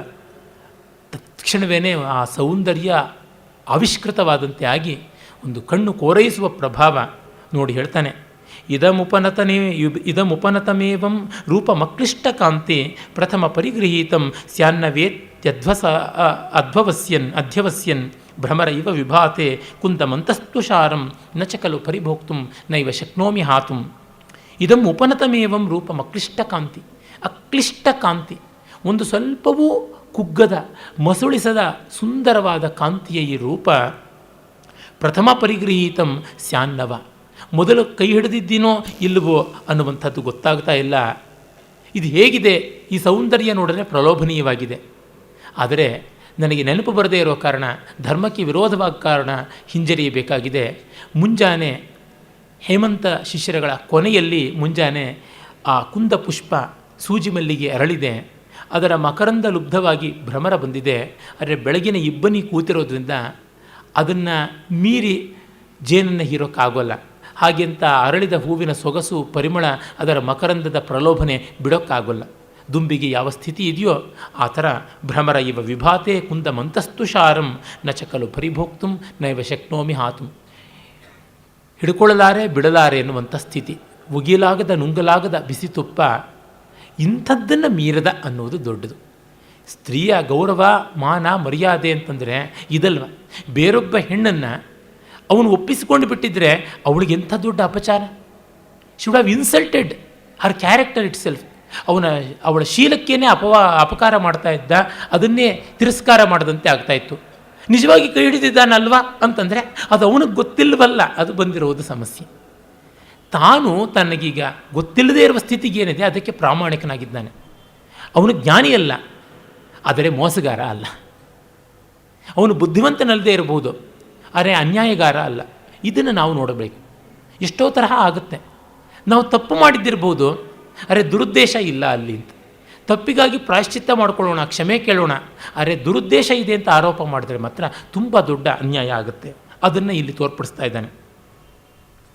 ಆಮೇಲೆ ಪ್ರತಿಹಾರಿ ಅವಳು ಹೆಣ್ಣು ನೋಡಿ ಹೇಳ್ತಾಳೆ, ಅಹೋ ಧರ್ಮಾವೇಕ್ಷಿತ ಭರ್ತುಹು ಈದೃಶಂ ನಾಮ ಸುಖೋಪನತಂ ರೂಪಂ ದೃಷ್ಟ ಕೋನ್ಯೋ ವಿಚಾರ ಐತಿ. ನಮ್ಮ ಸ್ವಾಮಿಯ ಧರ್ಮವೇ ಧರ್ಮ, ಇಂಥ ಸುಖವಾಗಿ ಬಂದ ಸೌಭಾಗ್ಯವನ್ನು ಕಂಡು ದೂರ ಮಾಡುವವರು ಯಾರಾದರೂ ಇದ್ದಾರಾ ಅಂತ ಗೊತ್ತಾಗಲಿಲ್ಲ. ಅವನು ಹೇಳ್ತಾನೆ, ತಪೋಧನರೇ ಇವಳು ಯಾರು ಅಂತ ಗೊತ್ತಾಗ್ತಾ ಇಲ್ಲ, ನನಗೆ ಅರ್ಥವೇ ಆಗ್ತಾ ಇಲ್ಲ ಅಂತಾನೆ. ಹಾಧಿಕ್ ಕಥಂ ಪರಿಣಯ ಏವ ಸಂದೇಹ ಕುತ ಇದಾನಿಂ ಮೇ ದೂರಾಧಿರೋಹಿಣಿ ಆಶಾ. ಅಯ್ಯೋ, ಕೈ ಹಿಡಿದಿದ್ದ ವಿಷಯದಲ್ಲಿಯೇ ಸಂದೇಹವಾದರೆ ನಾನು ನಿನ್ನ ಪಟ್ಟದ ರಾಣಿ ಆಗ್ತೀನಿ, ರಾಜಮಾತೆ ಆಗ್ತೀನಿ ಅನ್ನುವಂಥ ಆಸೆಗೆ ಕೊನೆಯಿದೆಯಾ? ಅದಿನ್ನೆಲ್ಲಿ ಅಂತ ಶಾರಂಗರವ ನೋಡಿ ಎಷ್ಟು ವ್ಯಂಗ್ಯ ಆಡ್ತಾನೆ. ಕೃತಾಭಿಮರ್ಶಾಂ ಅನುಮನ್ಯಮಾನ ಸುತಾಂ ತ್ವಯಾ ನಾಮ ಮುನಿರ್ವಿಮಾನ್ಯ ಮುಷ್ಟಂ ಪ್ರತಿಗ್ರಾಹಯತಾ ಸ್ವಮರ್ಥಂ ಪಾತ್ರೀಕೃತೋ ದಸ್ಯುರಿವಾಸೀಯೇನ. ಅಲ್ಲ, ನಿನ್ನಂಥ ಅಯೋಗ್ಯನಿಗೆ ಹೆಣ್ಣನ್ನು ಕೊಟ್ಟು ಕಳಿಸಿದ್ದಾನಲ್ಲ ನಮ್ಮ ಗುರು, ಪಾಪ ಅವನೆಂಥವನು, ಅಯೋಗ್ಯ ಕದ್ದು ಮುಚ್ಚಿ ಮದುವೆ ಆದ ನಿನಗೆ ಇದೋ ನೀನು ಪಾತ್ರ ಅಂತ ಹೇಳಿ ಕೊಟ್ಟಾಯಿತು ಮಗಳನ್ನು. ಕಳ್ಳ ಕದ್ದುಕೊಂಡು ಹೋದ ಮೇಲೆ ಆ ಸಾಮಾನನ್ನು ಅವನಿಗೆ ಕೊಟ್ಟು ಚೆನ್ನಾಗಿ ಬಾಳಪ್ಪ ಅಂತಂದರೆ ಬೇಡ ಅಂತ ಎಸ್ದು ಹೋಗ್ತಾ ಇದ್ದಾನಲ್ಲ, ಆ ಥರ ಆಗಿದೆ ನೀನು ಮಾತಾಡೋ ಪರಿಸ್ಥಿತಿ ಅಂತ ಹೇಳ್ಬಿಟ್ಟಂತಾನೆ. ಶಾರದೂತ ತಕ್ಷಣ ಹೇಳ್ತಾರೆ, ಶಾರಂಗರವ ವಿರಮತ್ವಮಿದಾನಿಂ. ಇವರು ಬಹಳ ಒಳ್ಳೆ ತಟಸ್ಥ ಮನೋಹರವಾದ ಸ್ಥಿತಪ್ರಜ್ಞನ ಖಾಜಿನ್ಯಾಯ ಮಾಡೋದಕ್ಕೆ ಬಂದುಬಿಟ್ಟಿದ್ದಾನೆ ನೋಡಿ. ಶಕುಂತಲೆ ವಕ್ತವ್ಯ ಮುಕ್ತಮಸ್ಮಾಭಿ, ಹೇಳಬೇಕಾದ್ದೆಲ್ಲ ಹೇಳಬೇಟ್ವಮ್ಮ ಶಕುಂತಲೆ. ಸೋಯಂ ಅತ್ರ ಭವಾನ್ ಏವಮಾಹ, ಇವನು ಮಹಾರಾಯ ಹೀಗೆ ಹೇಳ್ತಾ ಇದ್ದಾನೆ. ದೀಯತಾಮಸ್ಮೈ ಪ್ರತಿವಚನಂ, ಕೊಡು ನೀನೇ ಉತ್ತರನ, ಇದು ನಿಮ್ಮಿಬ್ಬರ ಮಧ್ಯೆ ಜಗಳ, ನಮ್ಮದೆಂಥದ್ದು. ಶಕುಂತಲೆ ಏನು ಹೇಳೋಣ, ಯಾವುದನ್ನು ನೆನಪಿಸೋಣ ಅಂತಂದುಕೊಂಡು ಆರ್ಯಪುತ್ರ ಅಂತ ಆರಂಭ ಮಾಡ್ತಾಳೆ. ಅಥವಾ ಸಂಶಯಿತ ಇದಾನೀಮೇಷಃ ನ ಸಮುದಾಹಾರ. ಗಂಡ ಅಂತ ಅನ್ನೋದೇ ಒಪ್ಕೊಳ್ಳದೆ ಇದ್ದವಾಗ ಗಂಡ ಅಂತ ಹೇಳುವಂಥ ಆರ್ಯಪುತ್ರ ಶಬ್ದವನ್ನು ಬಳಸೋದಾದರೂ ಹೇಗೆ? ಬೇಡ ಅಂತಂದುಕೊಂಡು ಪೌರವ ಅಂತ ಆರಂಭ ಮಾಡ್ತಾಳೆ. ಆ ರೀತಿಯಾಗಿ ನೀನು ಸಮಯಪೂರ್ವಂ ಪ್ರತಾರ್ಯ ಈದೃಶಾಕ್ಷರೈ ಪ್ರತ್ಯಾಖ್ಯಾತು ಯುಕ್ತಂವ. ಹಾಗೆ ನೀನು ಹೆಜ್ಜೆಜ್ಜೆಗೂ ನನ್ನ ಬೆನ್ನು ಬಿದ್ದು ಒಲವಿನಿಂದ ಅನುನಯಿಸಿ ಕೈ ಹಿಡಿದವನು ಈಗ ನಾನು ಎದುರಿಗೆ ಬಂದರೆ ಇಲ್ಲ ಅಂತಂತಿದೆಯಲ್ಲ, ಇದು ಸರಿಯಾ? ಇವನು ಕಿವಿ ಮುಚ್ಕೊಂಡು ಶಾಂತಂ ಪಾಪಂ ಅಂತಾನೆ. ಅದಕ್ಕೆ ವ್ಯಪದೇಶಂ ಆವಿಲಯಿತು ಸಮೀಹಸೆ ಜನಮಿಮಂ ಚ ಪಾತಯಿತು. ಈ ಥರ ನೆಪ ಹುಡ್ಕೊಂಡು ನನ್ನ ಮನಸ್ಸನ್ನು ಕಲ್ಮಶಗೊಳಿಸೋದಕ್ಕೆ, ನನ್ನನ್ನು ಅಧರ್ಮದಲ್ಲಿ ಬೀಳಿಸೋದಕ್ಕೆ ಮಾಡ್ತಾ ಇದೆಯಾ? ಕೂಲಂಕಷೇವ ಸಿಂಧು ಪ್ರಸನ್ನಮಂಬ ತಟತರುಂಚ. ದಡವನ್ನು ಉಜ್ಜಿಕೊಂಡು ಹೋಗುವ ಪ್ರವಾಹ ದಡದ ಮಣ್ಣನ್ನು ಬೆರೆಸಿಕೊಂಡು ಆ ನದಿ ಪ್ರವಾಹವನ್ನೂ ಬಗ್ಗಡ ಮಾಡಿ ದಡದ ಮರವನ್ನೂ ಬೀಳಿಸಿ ಹಾನಿ ಮಾಡುವಂತೆ ನೀನು ನನ್ನ ಚರಿತ್ರವನ್ನು ಕೊಚ್ಚೆ ಮಾಡ್ತಾ ಇದೆಯಾ, ನನ್ನ ವ್ಯಕ್ತಿತ್ವವನ್ನು ಬೀಳಿಸ್ತಾ ಇದೆಯಾ ಅಂತಂದ್ಬಿಡ್ತಾನೆ. ಕೂಲಂಕಷ ಅಂದರೆ ದಡ ಮೀರಿ ಹರಿಯತಕ್ಕಂಥದ್ದು, ಆಚಾರ ಮೀರಿ, ಶಿಷ್ಟತೆ ಮೀರಿ, ಮರ್ಯಾದೆ ಮೀರಿ, ಎಲ್ಲೆ ಮೀರಿ ಅತಿಕ್ರಮ ದುರಾಚಾರ ಮಾಡ್ತಾ ಇರುವಂಥ ಹೆಣ್ಣು ನೀನು ಅನ್ನುವ ಧ್ವನಿ ಹೇಳ್ತಾ ಇದ್ದಾನೆ. ಆಯಿತು, ಹೀಗಿದ್ದರೆ ನಿನಗೆ ಅಭಿಜ್ಞಾನಾಭರಣೇನ ಆಶಂಕಾಂ ಅಪನೇಶ್ಯಾಮಿ, ಆ ಗುರುತಿನ ಉಂಗುರದಿಂದ ನಿನಗೆ ಎಲ್ಲ ಸಂದೇಹವನ್ನು ನಿವರಿಸ್ತೀನಿ ಅಂತಾನೆ. ಪ್ರಥಮ ಕಲ್ಪ ದಟ್ಸ್ ದಿ ಬೆಸ್ಟ್ ಥಿಂಗ್ ಅಂತ ಇವನಂತಾನೆ. ಹಾಗೆ ಇವಳು ನೋಡ್ತಾಳೆ, ಹಾ ಧಿಕ್ ಅಂಗುಲೀಯಕ ಶೂನ್ಯಾಮೇ ಅಂಗುಲಿ. ತತ್ಕ್ಷಣ ಗೌತಮಿ ಹೇಳ್ತಾಳೆ, ಹೌದು, ಶಕ್ರಾವತಾರದಲ್ಲಿ ಶಚೀತೀರ್ಥದಲ್ಲಿ ನೀನು ಅರ್ಘ್ಯ ಕೊಡುವಾಗ ವಂದಮಾನಾಯ ಸಲಿಲಂ ಪ್ರಭ್ರಷ್ಟಂ ಅಂಗುಲೀಯಕಂ, ನೀರನ್ನು ನೀನು ವಂದಿಸುವಾಗ ಜಾರು ಹೋಗಿರಬೇಕು ಅಂತ. ಪಾಪ ಅವಳು ನಡೆದದ್ದನ್ನೇ ಹೇಳಿರ್ತಾಳೆ. ಅರೆ ಇವನು ಅಷ್ಟು ಕರೆಕ್ಟಾಗಿ ಹೇಳಿಬಿಟ್ಲಲ್ಲ, ಅದಕ್ಕೆ ನೋಡಿ ಈಗ ಎವಿಡೆನ್ಸ್ ಇಲ್ಲ, ದುಷ್ಯಂತನ ಕೈ ಮೇಲಾಗುತ್ತೆ. ಇದಂ ತತ್ ಪ್ರತ್ಯುತ್ಪನ್ನಂ ಇತಿ ಸ್ತ್ರೀ ಇದಂ ತತ್ ಪ್ರತ್ಯುತ್ಪನ್ನಂ ಇದಂ ತತ್ ಪ್ರತ್ಯುತ್ಪನ್ನಮತಿ ಸ್ತ್ರೈಣಮಿತಿ ಯದುಚ್ಯತೆ. ಸ್ತ್ರೈಣಂ ಅಂದರೆ ಹೆಣ್ಣುತನವೇ ಪ್ರತ್ಯುತ್ಪನ್ನಮತಿ, ಇನ್ಸ್ಟಂಟೇನಿಯಸ್ ಆಗಿ ಕನ್ಕಾಕ್ಟೆಡ್ ಸ್ಟೋರೀಸನ್ನು ಎಲ್ಲ ತಂದು ಮುಂದೆ ಇಡುತ್ತೆ ಅಂತ ಗೊತ್ತಾಗುತ್ತೆ. ಆಗ ಶಕುಂತಲೆ ಹೇಳ್ತಾಳೆ, ಅತ್ರ ತಾವತ್ ವಿಧಿನಾ ದರ್ಶಿತಂ ಪ್ರಭುತ್ವಂ ಅಪರಂ ತೇ ಕಥಯಿಷ್ಯಾಮಿ. ಅಯ್ಯೋ, ವಿಧಿ ಇಲ್ಲಿ ಪ್ರಭುತ್ವ ತೋರಿಸ್ಬಿಡುತ್ತಲ್ಲ. ಒಂದು ಮಾತಾದರೂ ಹೇಳ್ತೀನಿ, ಶ್ರೋತವ್ಯಮಿದಾನಿಂ ಸಂವೃತ್ತಂ. ಇದುವರೆಗೂ ನೋಡಬೇಕಾದ್ದೆಲ್ಲ ನೋಡಿ ಆಗೋಯ್ತು, ಏನೂ ಇಲ್ಲ, ಇನ್ನು ಕೇಳಬೇಕಾದ್ದೇನಿದೆ ಕೇಳೋಣ ಅಂತಾನೆ. ಇಲ್ಲಿಗೆ ದುಷ್ಯಂತ ಕಟುವಾಗ್ತಾ ಇದ್ದಾನೆ. ಈ ಕಟುತ್ವಕ್ಕೆ ಮುಂದೆ ತುಂಬ ಪಶ್ಚಾತ್ತಾಪ ಪಡ್ತಾನೆ. ಈ ಕಟುತ್ವ ಬೇಕಿಲ್ಲ, ಆದರೆ ಅವನ ಸಂದೇಹ, ಅವನ ಕಳವಳ ಅವನಿಗೆ. ನೋಡಿ, ಸಾರ್ವಜನಿಕ ವ್ಯಕ್ತಿಗಳಿರ್ತಾರೆ, ಅವ್ರ ಹತ್ರಕ್ಕೆ ದಿನಕ್ಕೆ 1000 ಜನ ಬರ್ತಾ ಇರ್ತಾರೆ, ಏನೇನೋ ಕಥೆಗಳು ಹೇಳ್ಕೊಂಡು ಎಂತೆಂಥದ್ದೋ ಮಾಡ್ಕೊಂಡು ಬರ್ತಾರೆ. ಅವ್ರಿಗೂ ಕಷ್ಟ ಅಲ್ವಾ, ಯಾರನ್ನು ನೆಚ್ಚೋದು, ಯಾರನ್ನು ಬಿಡೋದು. ಅಧಿಕಾರದಲ್ಲಿದ್ದಂಥವ್ರಿಗೆ ಇವತ್ತು ನಮ್ಮ ಮುಖ್ಯಮಂತ್ರಿಗಳ ಹತ್ರವೋ ಪ್ರಧಾನಮಂತ್ರಿಗಳ ಹತ್ರವೋ ಇನ್ಯಾವುದೋ ಮಂತ್ರಿ ಮಹೋದಯ ಹತ್ರ ಇನ್ಯಾವಳೋ ಹೆಣ್ಣು ಹೋಗ್ಬಿಟ್ಟಿರು, ನೀವು ನನ್ನ ಊರಿನಲ್ಲಿ ಮದುವೆ ಆಗಿದ್ದೀರಿ ಅಂತಂದರೆ. ಈಚೆಗಷ್ಟೇ ಕೆಲವು ವರ್ಷಗಳ ಕೆಳಗೆ ಉದಿತ್ ನಾರಾಯಣ್ ಅಂತ ಹಿನ್ನೆಲೆ ಗಾಯಕನ ಹತ್ತಿರಕ್ಕೆ ಯಾವಳೊಬ್ಬಳು ಹೋಗ್ಬಿಟ್ಟು ನೀನು ನನ್ನ ಮದುವೆ ಆಗಿದ್ದೀಯಾ ಅಂತ ಶುರು ಮಾಡಿಬಿಟ್ಟು ಅಪರಶಕುಂತಲೆ ತರಹ. ಈ ಥರ ಎಷ್ಟು ಜನಕ್ಕಾಗುತ್ತೆ? ಸತ್ಯವೋ ಮಿಥ್ಯವೋ ಏನೂ ಗೊತ್ತಾಗೋಲ್ಲ. ಪತ್ರಿಕೆಯವರು ಇಂಥದ್ದನ್ನೇ ದೊಡ್ಡ ಇಶ್ಯೂ ಮಾಡೋಕ್ಕೆ ಕಾದಿರ್ತಾರೆ. ಯಾತಕ್ಕೆಂದರೆ ಮೀಡಿಯಾ ಅಟ್ರಾಕ್ಷನ್ ಅಲ್ಲಿದೆ. They are the news makers. ಸತ್ಯ ಮಿಥ್ಯಗಳು ಗೋಚರವಾಗೋದು ಕಷ್ಟ. ಯಾವುದೋ ಸಾಮಾನ್ಯ ಮನುಷ್ಯನಿಗಾದರೆ ಅಂಥ ತೊಂದರೆ ಇಲ್ಲ. 4 ಜನ ಅಕ್ಕಪಕ್ಕದವ್ರು ಆಡಿ ಅನ್ಯಾಯ ಮಾಡ್ಕೋಬಹುದು. ಆದರೆ ಹೋದಮಾನ ಅಡಿಕೆಗೆ ಹೋದಮಾನ ಆನೆ ಕೊಟ್ಟರು ಬರೋಲ್ಲ ಅಂತಾಗುತ್ತೆ. ಅದರಿಂದ ಅವರು ಬಹಳ ಇನ್ಸುಲೇಟಿಂಗ್ ಆಗಿರಬೇಕು, ಇಲ್ಲದ್ರೆ ತುಂಬ ಕಷ್ಟವಾಗುತ್ತೆ. ಸುಮ್ಮನೆ ಒಂದು ಅಯ್ಯೋ ಪಾಪ ಅನ್ನೋ ಸಲಿಗೆಯಿಂದ ಮಾತಾಡಿಸ್ಬಿಟ್ರೆ ಸಾಕು, ಬಹಳ ಕಷ್ಟ ಆಗುತ್ತೆ. ಏನೇ ಆಗಲಿ ಲೋಕ ಹೆಣ್ಣಿಗೆ ತೋರಿಸುವ ಕನಿಕರವನ್ನು ಗಂಡಿಗೆ ತೋರಿಸೋದಿಲ್ಲ. ಹಾಗಾಗಿ ಗಂಡು ತುಂಬ ನಿಷ್ಠುರವಾಗಿರೋದು ತಪ್ಪೋದಿಲ್ಲ, ಹೆಣ್ಣು ತುಂಬ ಜಾಗರೂಕಳಾಗಿರೋದು ತಪ್ಪೋದಿಲ್ಲ. ಇವು ತಾನಾಗಿರಬೇಕು. ಇಲ್ಲಿ ಇವರಿಬ್ಬರೂ ಅದನ್ನು ಮಾಡಿಲ್ಲ. ಶಕುಂತಲೆ ಜಾಗರೂಕಳಾಗಲಿಲ್ಲ, ದುಷ್ಯಂತ ಆಗ ನಿಷ್ಠುರವಾಗಲಿಲ್ಲ, ತಾನೇ ಮುಂದಾಗ್ಬಿಟ್ಟ ಹೋಗಿ. ಸೋಮತೀರ್ಥದಿಂದ ಕಣ್ವ ಬರೋವರೆಗೂ ಕಾಯೋದಿಕ್ಕೆ ಏನಾಗಿತ್ತು? ಆಗಲಿಲ್ಲ. ಅಂದರೆ ಧರ್ಮ ಮತ್ತು ಅರ್ಥಗಳನ್ನು ಮೀರಿ ಕಾಮದ ವಿಜೃಂಭಣೆ ಆಗಿದೆ. ಇದು ಬಂದಂಥ ದೋಷ. ಲವ್ ಮ್ಯಾರೇಜ್ಗಳಿಗೆಲ್ಲ ಎಷ್ಟೋ ಬಾರಿ ಅಪ್ಲೈ ಆಗುವಂಥದ್ದು ಇದೇನೆ. ಈ ಲಿವಿಂಗ್ ಟುಗೆದರು, ಸ್ಟೇಯಿಂಗ್ ಟುಗೆದರು, ಡೈಯಿಂಗ್ ಟುಗೆದರು, ಇವುಗಳಿಗೂ ಇದೇ ಗತಿ ಬರುವಂಥದ್ದು. ಅವಳು ಬಹಳ ಸುಕುಮಾರ ಮನೋಹರವಾದ ಒಂದು ಕಥೆ ಹೇಳ್ತಾಳೆ. ಒಮ್ಮೆ ನೀನು ನಾನು ಒಂದು ಲತಾ ಮಂಟಪದಲ್ಲಿ ಕೂತಿದ್ವಿ. ಆಗ ದೀರ್ಘಾಪಾಂಗ ಅನ್ನುವ ಜಿಂಕೆ ನಮ್ಮ ಕಡೆಗೆ ಬಂತು. ಅದು ಬಾಯಾರಿತ್ತು. ನೀನು ತಾವರೆ ಎಲೆ ದೊನ್ನೆ ಮಾಡಿ ನೀರು ಕುಡಿಸೋದಕ್ಕೆ ಹೋದರೆ ಅದು ಕುಡಲಿಲ್ಲ. ಪಶ್ಚಾತ್ ತಸ್ಮಿನ್ನೇವ ಮಯ ಗೃಹೀತೆ ಸಲಿಲೆ ಅನೇನ ಕೃತಃ ಪ್ರಣಯ. ನಾನು ಅದೇ ದೊನ್ನೆ ತಗೊಂಡು ಕೊಟ್ಟಾಗ ಅದು ಕುಡೀತು. ತದಾ ತ್ವಮಿತ್ತಂ ಪ್ರಹಸಿತೋಸಿ ಸರ್ವ ಸಗಂಧೇಶು ವಿಶ್ವಸಿತಿ ದ್ವವಪ್ಯಾರಣ್ಯಕೌ ಇತಿ. ಎಲ್ಲರಿಗೂ ಅವರವ್ರ ಗಂಧ, ಅದಕ್ಕೂ ಸಗಡಿ ಗಂಧ, ನಿನಗೂ ಅದೇನೆ. ಸಗಂಧೇಶು ಅಂತಂದರೆ ಸಮಾನ ಧರ್ಮಿಗಳು ಅನ್ನುವ ಅರ್ಥ ಉಂಟು. ಸರ್ವ ಸಗಂಧೇಶು ವಿಶ್ವಸಿತಿ. ನೀವಿಬ್ಬರೂ ಕಾಡು ಮನುಷ್ಯರು, ಅದಕ್ಕೆ ನಿಮ್ಮಿಬ್ಬರಿಗೂ ಪ್ರೀತಿ ಕುದುರಿದೆ ಅಂತ ಗೇಲಿ ಮಾಡಿದೆ. ಇದು ಜ್ಞಾಪಕ ಇದೆಯಾ ಅಂತ. ಮತ್ತೊಬ್ಬರ ಹತ್ರ ಸಭೆಯಲ್ಲಿ ತಮ್ಮ intimate moments of exchanging thoughts and ಎಮೋಷನ್ಸನ್ನು ಬಟಾಬಯಲು ಮಾಡೋದು ತುಂಬ ಸಂಕಟಕಾರಿ. ಅದರಲ್ಲಿರುವ ಮಾಧುರ್ಯ, ಮಾರ್ಧವ ಎಲ್ಲ ನಾಶವಾಗಿಬಿಡುತ್ತೆ. ನೋಡಿ, ಹನುಮಂತನ ಎದುರಿಗೆ ಸೀತೆ ರಾಮ ತನಗೆ ಮಾಡಿದ್ದೇನು, ಕಾಕಾಸುರನ ಸಂದರ್ಭ ಏನು, ಮನುಷ್ಯಲ ತಿಲಕ ಇಟ್ಟಿದ್ದೇನು ಅಂತ ಗುರುತಿಗೆ ಹೇಳಬೇಕಾಯ್ತು. ತಾನು ಗುಟ್ಟಾಗಿ ಹೃದಯದಲ್ಲಿ ಇಟ್ಕೊಂಡಿದ್ದಂಥ ಭಾವನೆಗಳು, ಅದನ್ನು ಯಾವುದೋ ಒಂದು ಒಳ್ಳೆಯ ಸಂದರ್ಭದಲ್ಲಿ ಹೇಳೋದು ಬೇರೆ. ಅನಸೂಯೆ ಎದುರಿಗೆ ತನ್ನ ಮದುವೆ ಆಗಿದ್ದು ಹೇಗೆ ಅಂತ ಹಾಡಿ ಹೊಗಳಿಕೊಂಡಿದ್ದಾಳೆ. ಆದರೆ ಹನುಮಂತನ ಎದುರಿಗೆ ಹೇಳುವಾಗ, ಮತ್ತೊಬ್ಬ ಗಂಡಸ ಎದುರಿಗೆ ಹೇಳುವಾಗ, ಅದು ಅಪರಿಚಿತನಾದವನು ಎಷ್ಟು ಒಳ್ಳೆಯವನೇ ಇರಬಹುದು, ಒಂದು ಸಂಕೋಚ ಕಾಡುತ್ತೆ. ಈ ಸ್ಥಿತಿ ಬಂದಾಗ ಎಷ್ಟು ಕಷ್ಟ. ಶಕುಂತಲೆಗೆ ಅದು ಬಂದಿದೆ. ಇಲ್ಲಿ ನಾವು ಎಲ್ಲರಿಗೂ ಸಹಾನುಭೂತಿ ಕೊಡಬೇಕು, ಪ್ರತಿಯೊಬ್ಬರನ್ನೂ ಹಾಗೆ ನೋಡಬೇಕು. ಅದು ರಸ ಅಂದರೆ, ಅದು ಕಲೆ ಅಂದರೆ. ಒಂದು ಪಕ್ಷ ವಹಿಸಿದರೆ ನಾವು ಪೇಪರ್ನಲ್ಲಿ ಆರ್ಟಿಕಲ್ಸ್ ಬರೆದಂಗೆ ಆಗುತ್ತೆ, ಕೋರ್ಟು ಕಚೇರಿ ವ್ಯಾಜ್ಯ ಮಾಡಿದಂತೆ ಆಗುತ್ತೆ. ಆಮೇಲೆ ರಾಜ ಹೇಳ್ತಾನೆ, ಅನೃತವಾಂಗ್ ಮಧುಭಿ ಆಕೃಷ್ಯಂತೆ ವಿಷಯಿಣ.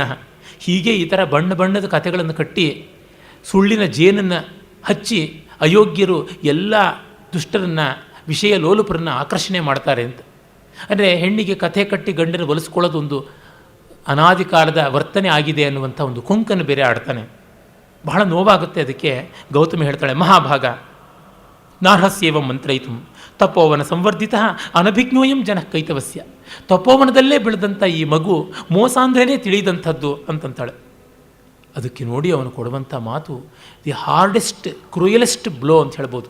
ತಾಪಸ ವೃದ್ಧೆ ಸ್ತ್ರೀಣಾಂ ಅಶಿಕ್ಷಿತ ಪಟುತ್ವ ಮಮಾನುಷೇಷು ಸಂದೃಶ್ಯತೆ ಕಿಮುತಯ ಪ್ರತಿಬೋಧವತ್ಯ ಪ್ರಾಗಂತರಿಕ್ಷ ಗಮನಾತ್ ಸ್ವಮಪತ್ಯಜಾತಂ ಅನ್ಯೇರ್ದ್ವಿಜೈ ಪರಭೃತ ಖಲು ಪೋಷಯಂತಿ. ನೋಡಿ, ತಾಪಸ ವೃದ್ಧೆ ಅಂತಾನೆ, ಮುದುಕಿ ತಪಸ್ವಿನಿ ಅಂತ. ಆ ವ್ಯಂಗ್ಯ ಎಷ್ಟಿದೆ, ಗೌರವ ಸಂಬೋಧನೆಯೂ ಅಲ್ಲ ಅದು. ಏನೋ ಒಂದು ಫಾರ್ಮಲ್ ಆದಂಥ ಕೋಲ್ಡ್ ಅಡ್ರೆಸ್ಸು. ಸ್ತ್ರೀಯರಿಗೆ ಪಾಠ ಇಲ್ಲದೇನೆ ದುರ್ಬುದ್ಧಿಗಳು ಬಂದುಬಿಡುತ್ತವೆ. ಇನ್ನು ಅಮಾನುಷೀಷು ಅಂದರೆ ಅತಿಮಾನುಷರಾದಂಥವ್ರ ಬಗ್ಗೆ ಹೇಳೋದೇನು, ಮತ್ತು ಅದು ವ್ಯಾಸಂಗ ಇತ್ಯಾದಿಗಳು ಪಡೆದವ್ರ ಬಗ್ಗೆ ಮತ್ತೇನು. ಆ ಕೋಗಿಲೆಗಳು ಅಂತರಿಕ್ಷಕ್ಕೆ ಹಾರುವ ಮುನ್ನ ತಮ್ಮ ಮಕ್ಕಳನ್ನು ತಾವು ಬೇರೆ ಪಕ್ಷಿಗಳಿಗೆ ಒಪ್ಪಿಸಿಬಿಟ್ಟು ಹೊರಟೋಗ್ಬಿಡ್ತವಲ್ಲ. ಕೋಗಿಲೆ ತನ್ನ ಮೊಟ್ಟೆಯನ್ನು ಕಾಗೆ ಗೂಡಿನಲ್ಲಿಟ್ಟು ಹಾರು ಹೋಗುತ್ತೆ, ಹಾಗೆ ಇಲ್ಲಿ ಆಗಿರೋದು ಅಂತ. ಆದರೆ ಶ್ಲೇಷ ಎಲ್ಲಿ ಬಳಸಬೇಕು ಅಲ್ಲಿ ಬಳಸಬೇಕು. ಕವಿ ಇಲ್ಲಿ ಬಳಸ್ತಾನೆ ನೋಡಿ. ಅವನು ಗೊತ್ತಿಲ್ಲದೆಯೇ ಶಕುಂತಲೆ ಹುಟ್ಟನ್ನು ಆಡಿಕೊಂಡಿದ್ದಾನೆ. ಈಗ ಒಬ್ಬನಿಗೆ ತುಂಬ ನೋವಾಗೋದು ಯಾವಾಗ ಅಂದರೆ, ನಮ್ಮನ್ನಂತ ಶುರು ಮಾಡಿದಾಗ ತಾಯಿ ಸುದ್ದಿ ಎತ್ತಿದ್ರೆ ಶುರುವಾಗುತ್ತೆ. ಇಲ್ಲ, ಅದೇ ಮಾಡಿದ್ದಾನೆ. ಅದು ಮತ್ತೆ ಕೋಇನ್ಸಿಡೆಂಟಲಿ ಅದು ಅವರ ಅಮ್ಮನ ಕ್ಯಾರೆಕ್ಟರ್ನೇ ಬೈಯುವಂಥದ್ದಾಗಿದೆ. ಪ್ರಾಗಂತರಿಕ್ಷ ಗಮನಾತ್ ಪರಭೃತಾ. ಪರಭೃತ ಅಂದರೆ ಕೋಗಿಲೆ, ಪರಪುಟ್ಟ, ಪರಪುಷ್ಟ ಅಂತೆಲ್ಲ ಕರಿತೀವಿ. ಪರಭೃತ ಅಂತಂದರೆ ಬೇರೆ ಗಂಡುಗಳಿಂದ ಬದುಕತಕ್ಕಂಥವ್ರು ಅಂತಲೂ ಅರ್ಥ ಇದೆ. ಅಂದರೆ ವೇಶ್ಯೆಯರು ಅಂತ ಅರ್ಥ. ಇವಳು ಮೇನಕೆ ದೇವವೇಶ್ಯೆಯ ಮಗಳು. ಅಂತರಿಕ್ಷ ಗಮನಾತ್, ಅವಳು ಆಕಾಶಕ್ಕೆ ಹಾರುವ ಮುನ್ನ. ಮೇನಕೆ ಮಾಡಿದ್ದೇನೋ ತನ್ನ ಗರ್ಭದ ಮಗುವನ್ನು ಎತ್ತೆಸೆದಿದ್ದು. ಸ್ವಮಪತ್ಯ ಜಾತಂ, ತನ್ನ ಸಂತತಿಯನ್ನು ಅನ್ಯೇರ್ ದ್ವಿಜೈಹಿ, ದ್ವಿಜ ಅಂದರೆ 2 ಬಾರಿ ಹುಟ್ಟಿದ್ದು, ಒಂದು ಮೊಟ್ಟೆ ಮತ್ತೊಂದು ಮೊಟ್ಟೆ ಒಡೆದು ಮರಿ, ಹೀಗೆ ಪಕ್ಷಿಗಳಿಗೆ 2 ಹುಟ್ಟು. ಹಲ್ಲುಗಳು 2 ಬಾರಿ ಹುಟ್ಟುತ್ತವೆ, ಮೊಳೆತು 2 ಬಾರಿ ಬಿದ್ದು ಹುಟ್ಟುತ್ತವೆ, ಹಾಗಾಗಿ ಅದು ದ್ವಿಜ. ಯಜ್ಞೋಪವೀತಾದಿ ಸಂಸ್ಕಾರಗಳಿಂದ ಬರ್ತಕ್ಕಂಥ 2ನೇ ಜನ್ಮ ಅನ್ನೋದರಿಂದ ದ್ವಿಜ. ಅನ್ಯೇರ್ ದ್ವಿಜೈಹಿ ಎನ್ನುವಲ್ಲಿ ಕಣ್ವ, ಕಣ್ವಾದಿಗಳಿಗೆ ಪೋಷಣೆ ಮಾಡೋಕ್ಕೆ ಬಿಟ್ಟು ಇವಳು ಹಾರೋಗ್ಬಿಟ್ಲಲ್ಲ, ಹಾಗೆ ಇವರ ಅಮ್ಮನಿಂದಲೇ ಬಂದಿದೆ ಈ ಚಾಳಿ ಅಂತನ್ನುವಂಥದ್ದು. ಅದರಿಂದಲೇ ಶಕುಂತಲೆ ಕೋಪ ಬಂತು. ನೋಡಿ, ಮಕ್ಕಳೆಲ್ಲ ಜಗಳ ಆಡ್ಕೊಳ್ಳುವಾಗ ನನಗೇನಾದ್ರು ಬೈಲಿ ಸರ್, ಅಪ್ಪ ಅಮ್ಮನ ಯಾಕೆ ತರಬೇಕು ಅಂತೆಲ್ಲ ಅಂತಾರಲ್ಲ, ಇವಳಿಗೆ ತಕ್ಷಣ ಕೋಪ ಬರುತ್ತೆ. ಅನಾರ್ಯ ಆತ್ಮನೋ ಹೃದಯಾನುಮಾನೇನ ಪಶ್ಯಸಿ ಕೈದಾನೀಂ ಅನ್ಯ ಧರ್ಮಕಂಚುಕ ಪ್ರವೇಶಿನಃ ತೃಣಾಚ್ಛನ್ನ ಕೂಪೋಪಮಸ್ಯ ತವಾನುಕೃತಿಂ ಪ್ರತಿಪತ್ಸ್ಯತೆ. ಅನಾರ್ಯ, ದೊಡ್ಡ ಬೈಗಳಿದು. ಅನಾರ್ಯ ಅಂದರೆ ಮುಗೀತು, ರೋಗ್ ಅಂತ. ಏನು ಬೇಕಾದರೂ ಅರ್ಥ ಮಾಡ್ಬೋದು ಇದಕ್ಕೆ. ಆರ್ಯ ಶಬ್ದಕ್ಕಿರುವ ಎಲ್ಲ ಉನ್ನತ ಅರ್ಥವೂ ಇಲ್ಲಿ ಅವನತ ಅರ್ಥವಾಗುತ್ತೆ.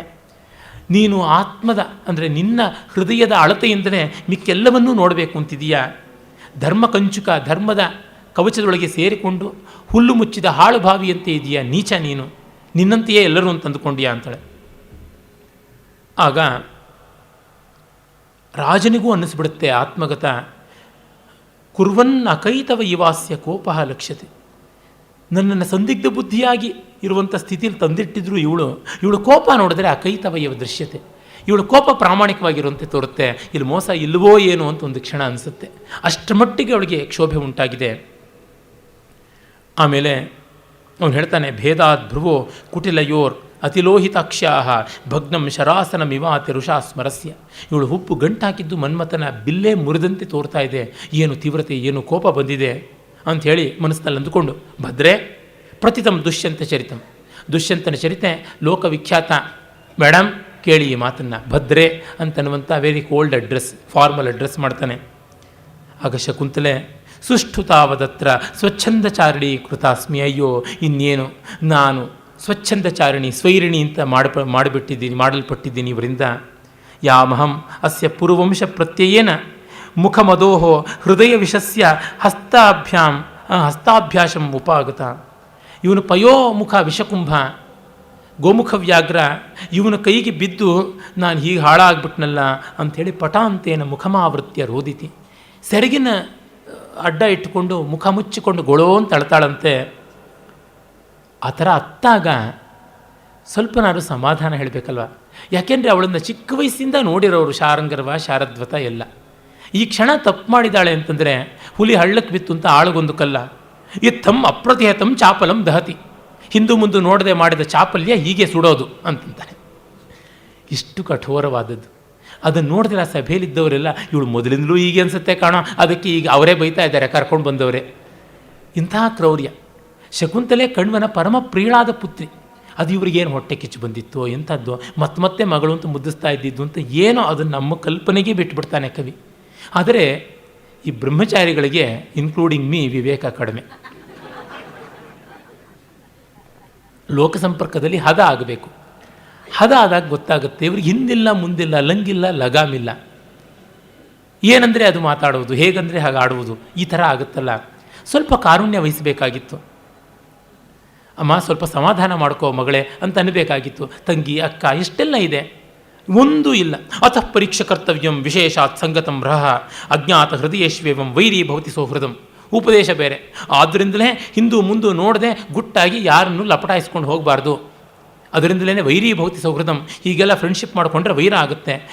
ಗುತ್ತು ಗುರಿ ಇಲ್ಲದೆ, ಮುಖ ನೋಡದೆ ಗೊತ್ತಾಗದೇ ಇರತಕ್ಕಂಥವ್ರು ಅಜ್ಞಾತ ಹೃದಯೇಶು. ಅವರ ಇಂಗಿತ ಏನು ಅಂತ ಗೊತ್ತಾಗದೇ ಇರೋರ ಹತ್ರ ಒಲವು ತೋರಿಸಿದ್ರೆ ಹೀಗೆ ಆಗೋದು ಅಂತ. ಅದು ಹೌದು, ಅವಳಿಗೆ ಗೊತ್ತಾಗಿದೆ, ನಿನಗೆ ಪಾಠ ಹೇಳೋಷ್ಟು ಬಂದಿದೆ ಅವಳಿಗೀಗ ಪಾಪ ವಿದ್ಯೆ ಈ ವಿಷಯದಲ್ಲಿ. ಜಾರಿ ಬಿದ್ದವ್ರಿಗಿಂತ ಚೆನ್ನಾಗಿ ಜಾರಿ ಬೀಳುವ ರೀತಿ, ಜಾರಿ ಬಿದ್ದದ್ರಿಂದ ಅದು ಕಷ್ಟ ಇನ್ಯಾರಿಗೆ ಗೊತ್ತಿರುತ್ತೆ. ನನ್ನ ವಿದ್ಯಾರ್ಥಿನಿ ಒಬ್ಬಾಕೆ ಮುಸ್ಲಿಂ, ಹಿಂದೂನ ಮದುವೆ ಆಗಿದ್ದಾರೆ. ಆಕೆ ಇಂದು ಹೀಗೆ ಮುಖಮಾವೃತ್ಯ ರೋದಿತಿ, ಮುಖ ಮುಚ್ಚಿಕೊಂಡು ಪಾಪ ನನ್ನ ಕಣ್ಣೆದುರಿಗೆ ಗೋಳಾಡ್ತಿದ್ರು. ಏಕೆಂದರೆ ನನ್ನ ಅತ್ತೆ ಮನೆಯವರು ನನ್ನ ತುಂಬ ಚೆನ್ನಾಗಿ ನೋಡ್ತಾರೆ, ಅರೆ ತಾಯಿ ಮನೆಯವರು ಮಾತ್ರ ನನ್ನ ದ್ವೇಷಣಿಯಾಗಿ ಮಾಡಿದ್ದಾರೆ. ಕಾರಣ ನನ್ನ ಗಂಡನ ನಾನು ಮುಸ್ಲಿಮಾಗಿ ಕನ್ವರ್ಟ್ ಮಾಡಲಿಲ್ಲ, ನಾನು ಹಿಂದೂ ಆಗಿದ್ದೀನಿ. ಅವಳು ಹೇಳಿದ್ಲು ಒಂದು ಮಾತನ್ನು, ನೀವು ಎಂದೆಂದಿಗೂ ಕೂಡ ಮುಸ್ಲಿಮರು ಸುಧಾರಿಸುವಂಥ ವಿಶ್ವಾಸ ಇಟ್ಕೊಳ್ಬೇಡಿ ಅಂತಂದು. ಎಂದೆಂದಿಗೂ ಹಿಂದೂಗಳಷ್ಟು ದೊಡ್ಡವರು ಯಾರೂ ಇಲ್ಲ. ನಾನು 1.5 ವರ್ಷದಲ್ಲಿ ಕಂಡುಕೊಂಡಿದ್ದೀನಿ. ಅವರು ಮೈಥಿಲ ಬ್ರಾಹ್ಮಣರು, ಮಡಿವಂತರು. ಆದರೆ ಅವ್ರು ನನ್ನ ಸೊಸೆಯಾಗಿ ಒಪ್ಕೊಂಡಿದ್ದಾರೆ. ನನ್ನತ್ತೆ ನಾನು ಹಾಲು ತೋರಿಸಿದ್ರೆ ಹಾಲು ಅಂತಂತಾಳೆ, ನೀರು ತೋರಿಸಿದ್ರೆ ನೀರು ಅಂತಾಳೆ ಅನ್ನೋದು ದೊಡ್ಡದಲ್ಲ. ನಾನು ನೀರು ತೋರಿಸಿ ಹಾಲು ಅಂದರೆ ಮೈ ಪಾನಿಕೋ ದಿಖಾಕರ್ ದೂತ್ ಕತೀತೋ ಓ ದೂತ್ ಹಿ ಮಾಂತಿ ಹೇ ಅಂತ ಹೇಳ್ಬಿಟ್ಟು ಅಂದರು. ಹೀಗೆ ಈ ಮಟ್ಟಕ್ಕೆ ಇದೆ ಅಂತಂದರು. ಹಾಗೆ ಇರುವಂಥ ಸ್ಥಿತಿ ಬರುತ್ತೆ, ಅನುಭವದಿಂದ ಬರುತ್ತೆ. ಶಕುಂತಲೆಗೆ ಬಂದಿದೆ. ಆ ತತ್ಕ್ಷಣವೇ ನಾವು ಹೇಳುವುದಲ್ಲ. ಅದು ನಮ್ಮ ಎದುರಾಳಿಗಳಾಗಿದ್ದರೆ ಅವರು ಮೊದಲಿಂದ ತಪ್ಪು ನಡ್ಕೊಳ್ತಾ ಇದ್ದೆ, ಈಗ ಬಿದ್ಯಾ ಬಂತ ಬುದ್ಧಿ ಅಂತ ಅನ್ನಬೇಕು.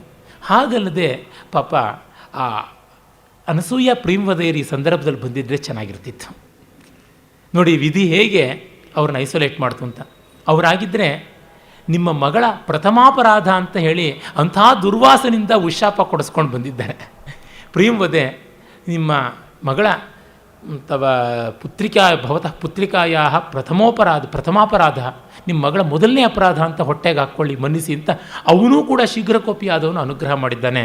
ಇವರಿಗೆ ಆ ಒಂದು ಔದಾರ್ಯ ಇಲ್ಲದೆ ಹೋಯ್ತಲ್ಲ, ಇದು ತುಂಬ ಬೇಸರವಾಗುವುದು. ಇದನ್ನು ಕೂಡ ತೋರಿಸ್ತಾನೆ ಕಾಳಿದಾಸ. ಯಾಕೆ? ಲೋಕದಲ್ಲಿರುವಂಥದ್ದು. ಒಬ್ಬ ಹೆಣ್ಣು ಬಿದ್ದರೆ ಬಹಳ ಬೇಗ ಲೋಕ ಆಡ್ಕೊಳ್ಳುತ್ತೆ. ಒಬ್ಬ ಗಂಡಿನ ಮೇಲೆ ಅನುಮಾನ ತೋರಿಸಿದ್ರೆ ತುಂಬ ಬೇಗ ಅವನನ್ನು ಆಡ್ಕೊಳ್ಳುತ್ತೆ. ಹಾಗೆ ಒಬ್ಬ ಹೆಣ್ಣು ಸ್ವಲ್ಪ ಮಟ್ಟಿಗೆ ಪ್ರೂವ್ ಮಾಡಿದ್ರೆ ಗಂಡಿಗೇನೂ ಆಗೋದಿಲ್ಲ, ಹೆಣ್ಣಿಗಾಗ್ಬಿಡುತ್ತೆ. ಆ ದುಃಖ, ಅಸಹಾಯಕತೆ ಅದನ್ನು ಹೇಳ್ತಾ ಇದ್ದಾನೆ. ರಾಜ ಹೇಳ್ತಾನೆ, ಐಭೋ ಕಿಮತ್ರ ಭವತಿ ಪ್ರತ್ಯಾದೇವ ಅಸ್ಮಾನ್ ಸಂವೃತ ದೋಷಾಕ್ಷರೈ ಅಧಿಕ್ಷಿಪತ. ಏನಿದು, ಇವಳು ಮಾತನ್ನೇ ವಿಶ್ವಾಸವಾಗಿ ಇಟ್ಕೊಂಡು ನನ್ನನ್ನು ಬೈತಾ ಇದ್ದೀರಲ್ಲ, ನಾನೇನು ತಪ್ಪು ಮಾಡಿದೆ ಅಂತ ಇವನಂತಾನೆ. ಈಗ ನೋಡಿ, ಶಾರಂಗರವ ದುಷ್ಯಂತನ ಮೇಲೆ ತಿರುಕೋತಾನೆ. ಅವನಿಗೆ ಬೈಯೋದೊಂದೇ ಬೇಕಾಗಿತ್ತು. ಶ್ರುತಂ ಭವದ್ಭಿಹಿ ಅಧರೋತ್ತರಂ, ಅಯ್ಯೋ ಪಾಪ ನಿಮಗೆ ತುಂಬ ಅವಮಾನ ಮಾಡ್ದಂಗೆ ತಾನೆ ಆಗಿದ್ದು. ಆ ಜನ್ಮನ ಶಾಠ್ಯಂ ಅಶಿಕ್ಷಿತೋ ಯಹ ತಸ್ಯ ಅಪ್ರಮಾಣಂ ವಚನಂ ಜನಸ್ಯ ಪರಾತಿ ಸಂಧಾನ ಮಧೀಯತೆ ಯೈಹಿ ವಿದ್ಯೇತಿ ತೇ ಸಂತು ಕಿಲಾಪ್ತ ವಾಚ. ಹುಟ್ಟಿದಾಗಲಿಂದ ಮೋಸ ವಂಚನೆ ಅಂತ ಏನು ನೋಡದೇ ಇದ್ದವ್ರ ಮಾತು ಅಪ್ರಮಾಣ. ಆದರೆ ನೀವು ಮೋಸ ವಂಚನೆಯೇ ಒಂದು ಸ್ಪೆಷಲ್ ಲರ್ನಿಂಗ್ ಅಂತ, ಸ್ಪೆಷಲ್ ಸ್ಕಿಲ್ ಅಂತ ಅಧ್ಯಯನ ಮಾಡ್ತೀರಲ್ಲ ಗುರುಕುಲ ಥರ 12 ವರ್ಷ, ನಿಮ್ಮ ಮಾತು ಮಾತ್ರ ಪ್ರಮಾಣ. ಇದಾ ನೀವು ಹೇಳೋದು ಅಂತಂತಾನೆ. ಬಹು ಸತ್ಯವಾದಿನ್ ಅಭ್ಯುಪಗತಂ ತಾವದಸ್ಮಾಭಿ ಏವಂ ವಿಧಾ ಏವ ಭಯಂ ಕಿಂ ಪುನರ್ ಇಮಾಂ ಅತಿಸಂಧಾಯ ಲಭ್ಯತೆ. ಆಯ್ತಪ್ಪ ಸತ್ಯವಾದಿ, ನೀನು ಹೇಳ್ದಂಗೆ ಆಗಲಿ, ನಾನೇ ಅನ್ಯಾಯಗಾರ ಆಯ್ತೇನಯ್ಯ, ಹೀಗೆ ಮಾಡಿದ್ರಿಂದ ನನಗೇನು ಲಾಭ ಹೇಳು. ಈ ಮಾತು ನೋಡಿ ಎಷ್ಟು ಸಹಜವಾಗಿ ಒಂದು ಜಗಳಕ್ಕೆ ಬಂದಾಗ, ವಾದಕ್ಕೆ ಬಂದಾಗ ಒಂದಾದ ಮೇಲೆ ಒಂದು ಹೇಗೆ ಬರುತ್ತೋ ಹಾಗೆ ಇದೆ. ವಿನಿಪಾತ, ನನಗೇನು ಸಿಗುತ್ತೆ ಅಂದ್ಯಲ್ಲ, ನಿನಗೆ ಪಾಪ ಬರುತ್ತೆ, ಬಿದ್ದು ಹೋಗ್ತೀಯ, ನೆಗೆದು ಬಿದ್ದು ಹೋಗ್ತೀಯ, ಹಾಳಾಗ್ತೀಯ. ವಿನಿಪಾತ ಅಂದರೆ ಅದೇನೆ, ನಿನಗೆ ಮಹಾಪಾತಕ, ತಳಾತಳಕ್ಕೆ ನರಕಕ್ಕೆ ಬೀಳ್ತೀಯ. ವಿನಿಪಾತ ಪೌರವೈಹಿ ಅಲಭ್ಯತ ಇತಿ ಶ್ರದ್ಧೇಯ ಅಶ್ರದ್ಧೇಯಮೇತತ್. ಪೂರ್ವಂಶೀಯರಿಗೆ ವಿನಿಪಾತ, ಪಾತಕ ಬರುತ್ತೆ, ನರಕಕ್ಕೆ ಹೋಗ್ತಾರೆ ಅನ್ನೋದು ನಂಬಕ್ಕೆ ಅರ್ಹವಾಗತಕ್ಕಂಥದ್ದಲ್ಲ, ನಮ್ಮ ವಂಶವೇ ಪಾವನವಾದದ್ದು ಅಂತ ಅವನ ಆತ್ಮವಿಶ್ವಾಸ ಅಂಥದ್ದು. ಇದು ಮಾತಿಗೆ ಮೀರಿ ಹೋಗ್ತಾ ಇರೋದು ನೋಡಿ ಶಾರಂಗರ್ವ ಮಾತಾಡೋದನ್ನು ಬೇಡ ಅಂತ ಶಾರದ್ವತ ಹೇಳ್ತಾನೆ. ಶಾರಂಗರ್ವ ಕಿಮ್ ಉತ್ತರೇಣ, ಅಯ್ಯೋ ಇವನಿಗೆ ಮಾತಾಡಿ ಏನಯ್ಯ ಪ್ರಯೋಜನ. ಅನುಷ್ಠಿತೋ ಗುರೋ ನಿರ್ದೇಶ, ಗುರುವಿನ ಮಾತು ಅನುಸರಿಸಿದ್ದಾಯಿತು. ಪ್ರತಿನಿವರ್ತಾಮಹೇ ವಯಂ, ಇವಳನ್ನು ಕರ್ಕೊಂಡು ಬಿಡಬೇಕು ಅಂತ ಹೇಳ್ತಾನೆ. ಆಯಿತು, ನಾವಿನ್ನು ಹೋಗೋಣ. ನೋಡಿ ಅವನು ಹೇಳುವ ಮಾತು ಪದ್ಯದಲ್ಲಿ ಎಷ್ಟು ಗದ್ಯವಾಗಿ, ಒಣಕಲಾಗಿ, ಬಡಕಲಾಗಿ, ಹರಕಲಾಗಿ, ಮುರುಕಲಾಗಿ ಮಾತಾಡ್ಬೋದು, ಅಷ್ಟು ಕವಿ ಹೇಳ್ತಾ ಇದ್ದಾನೆ. ತದೇಶ ಭವತಃ ಕಾಂತ ತ್ಯಜವೈನಾಂ ಗ್ರಹಣವ. ಇದು ನೋಡಯ್ಯ, ನಿನ್ನ ಹೆಂಡತಿ ಇಲ್ಲಿದ್ದಾಳೆ, ಕಟ್ಕೊ ಬಿಟ್ಕೊ, ಏನಾದರೂ ಮಾಡ್ಕೊ. ಉಪಪನ್ನಾಹಿ ಧಾರೇಶು ಪ್ರಭುತ ಸರ್ವತೋಮುಖಿ. ಹೆಂಡತಿ ಮೇಲೆ ಗಂಡನಿಗೆಲ್ಲ ಅಧಿಕಾರ ಇದೆ, ಬಾರಯ್ಯ ಹೋಗೋಣ. ಈ ಥರ ನಾ ಹೇಳೋದು. ಸಂಧಾನಕರ್ತರು ಹೀಗಾದರೆ ಗೋವಿಂದ. ಅವ್ರು ಎಂಥದ್ದನ್ನೆಲ್ಲ ಸಮನ್ವಯ ಮಾಡಿ ಎಷ್ಟೆಲ್ಲ ಶಾಂತಿ ಸಮಾಹಿತ ಮಾಡಿ ಹೇಳಬೇಕು. ಅದೇ ನೋಡಿ ಮಹರ್ಷಿ ವಾಲ್ಮೀಕಿಗಳು ಸೀತೆ ಪರಿತ್ಯಕ್ತಳಾಗಿದ್ದಾಗ ಬರ್ತಾರೆ, ರಘುವಂಶದಲ್ಲಿ ಬರುತ್ತೆ 15ನೇ ಸರ್ಗದಲ್ಲಿ, 14ನೇ ಸರ್ಗದಲ್ಲಿ. ಏನು ಸಂದರ್ಭ ಅದು! ಬಹಳ ಸೊಗಸಾದಂಥ ಆ ಮಾತುಗಳು. ಉತ್ಖಾತ ಲೋಕತ್ರಯ ಕಂಠಕೇಪಿ ಸತ್ಯ ಪ್ರತಿಜ್ಞೇಪ್ಯವಿಕಥನೇಪಿ ತ್ವಮಪ್ಯಕಸ್ಮಾತ್ ಕಲುಷ ಪ್ರವೃತ್ತವು ಅಸ್ತೇವ ಮನ್ಯುರ್ ಭರತಾಗ್ರಜೇಮೆ. 3 ಲೋಕಕ್ಕೆ ಕಂಟಕನಾದ ರಾವಣನ ಕಿತ್ತಾಕದವನೇ ಆಗಿದ್ದರು, ಸತ್ಯವಾದಿಯೇ ಆಗಿದ್ದರು, ಅಹಂಕಾರಿ ಬೂಟಾಟಿಕೆ ಇಲ್ಲದೆ ಇದ್ದವನೇ ಆಗಿದ್ದರು. ನಿನ್ನಂಥವಳ ಬಗ್ಗೆ ಅಕಸ್ಮಾತ್ತಾಗಿ ಅಕಾಂಡವಾಗಿ ಮಾಡಿರ್ತಕ್ಕಂಥ ಈ ಒಂದು ಅನ್ಯಾಯದಿಂದ ನನಗೆ ಆ ಭರತನ ಅಣ್ಣ ರಾಮ ಅಂತಲೂ ಹೆಸರು ಹೇಳೋಲ್ಲ, ಅವನ ಮೇಲೆ ಕೋಪ ಇದ್ದೇ ಇದೆಯಮ್ಮ.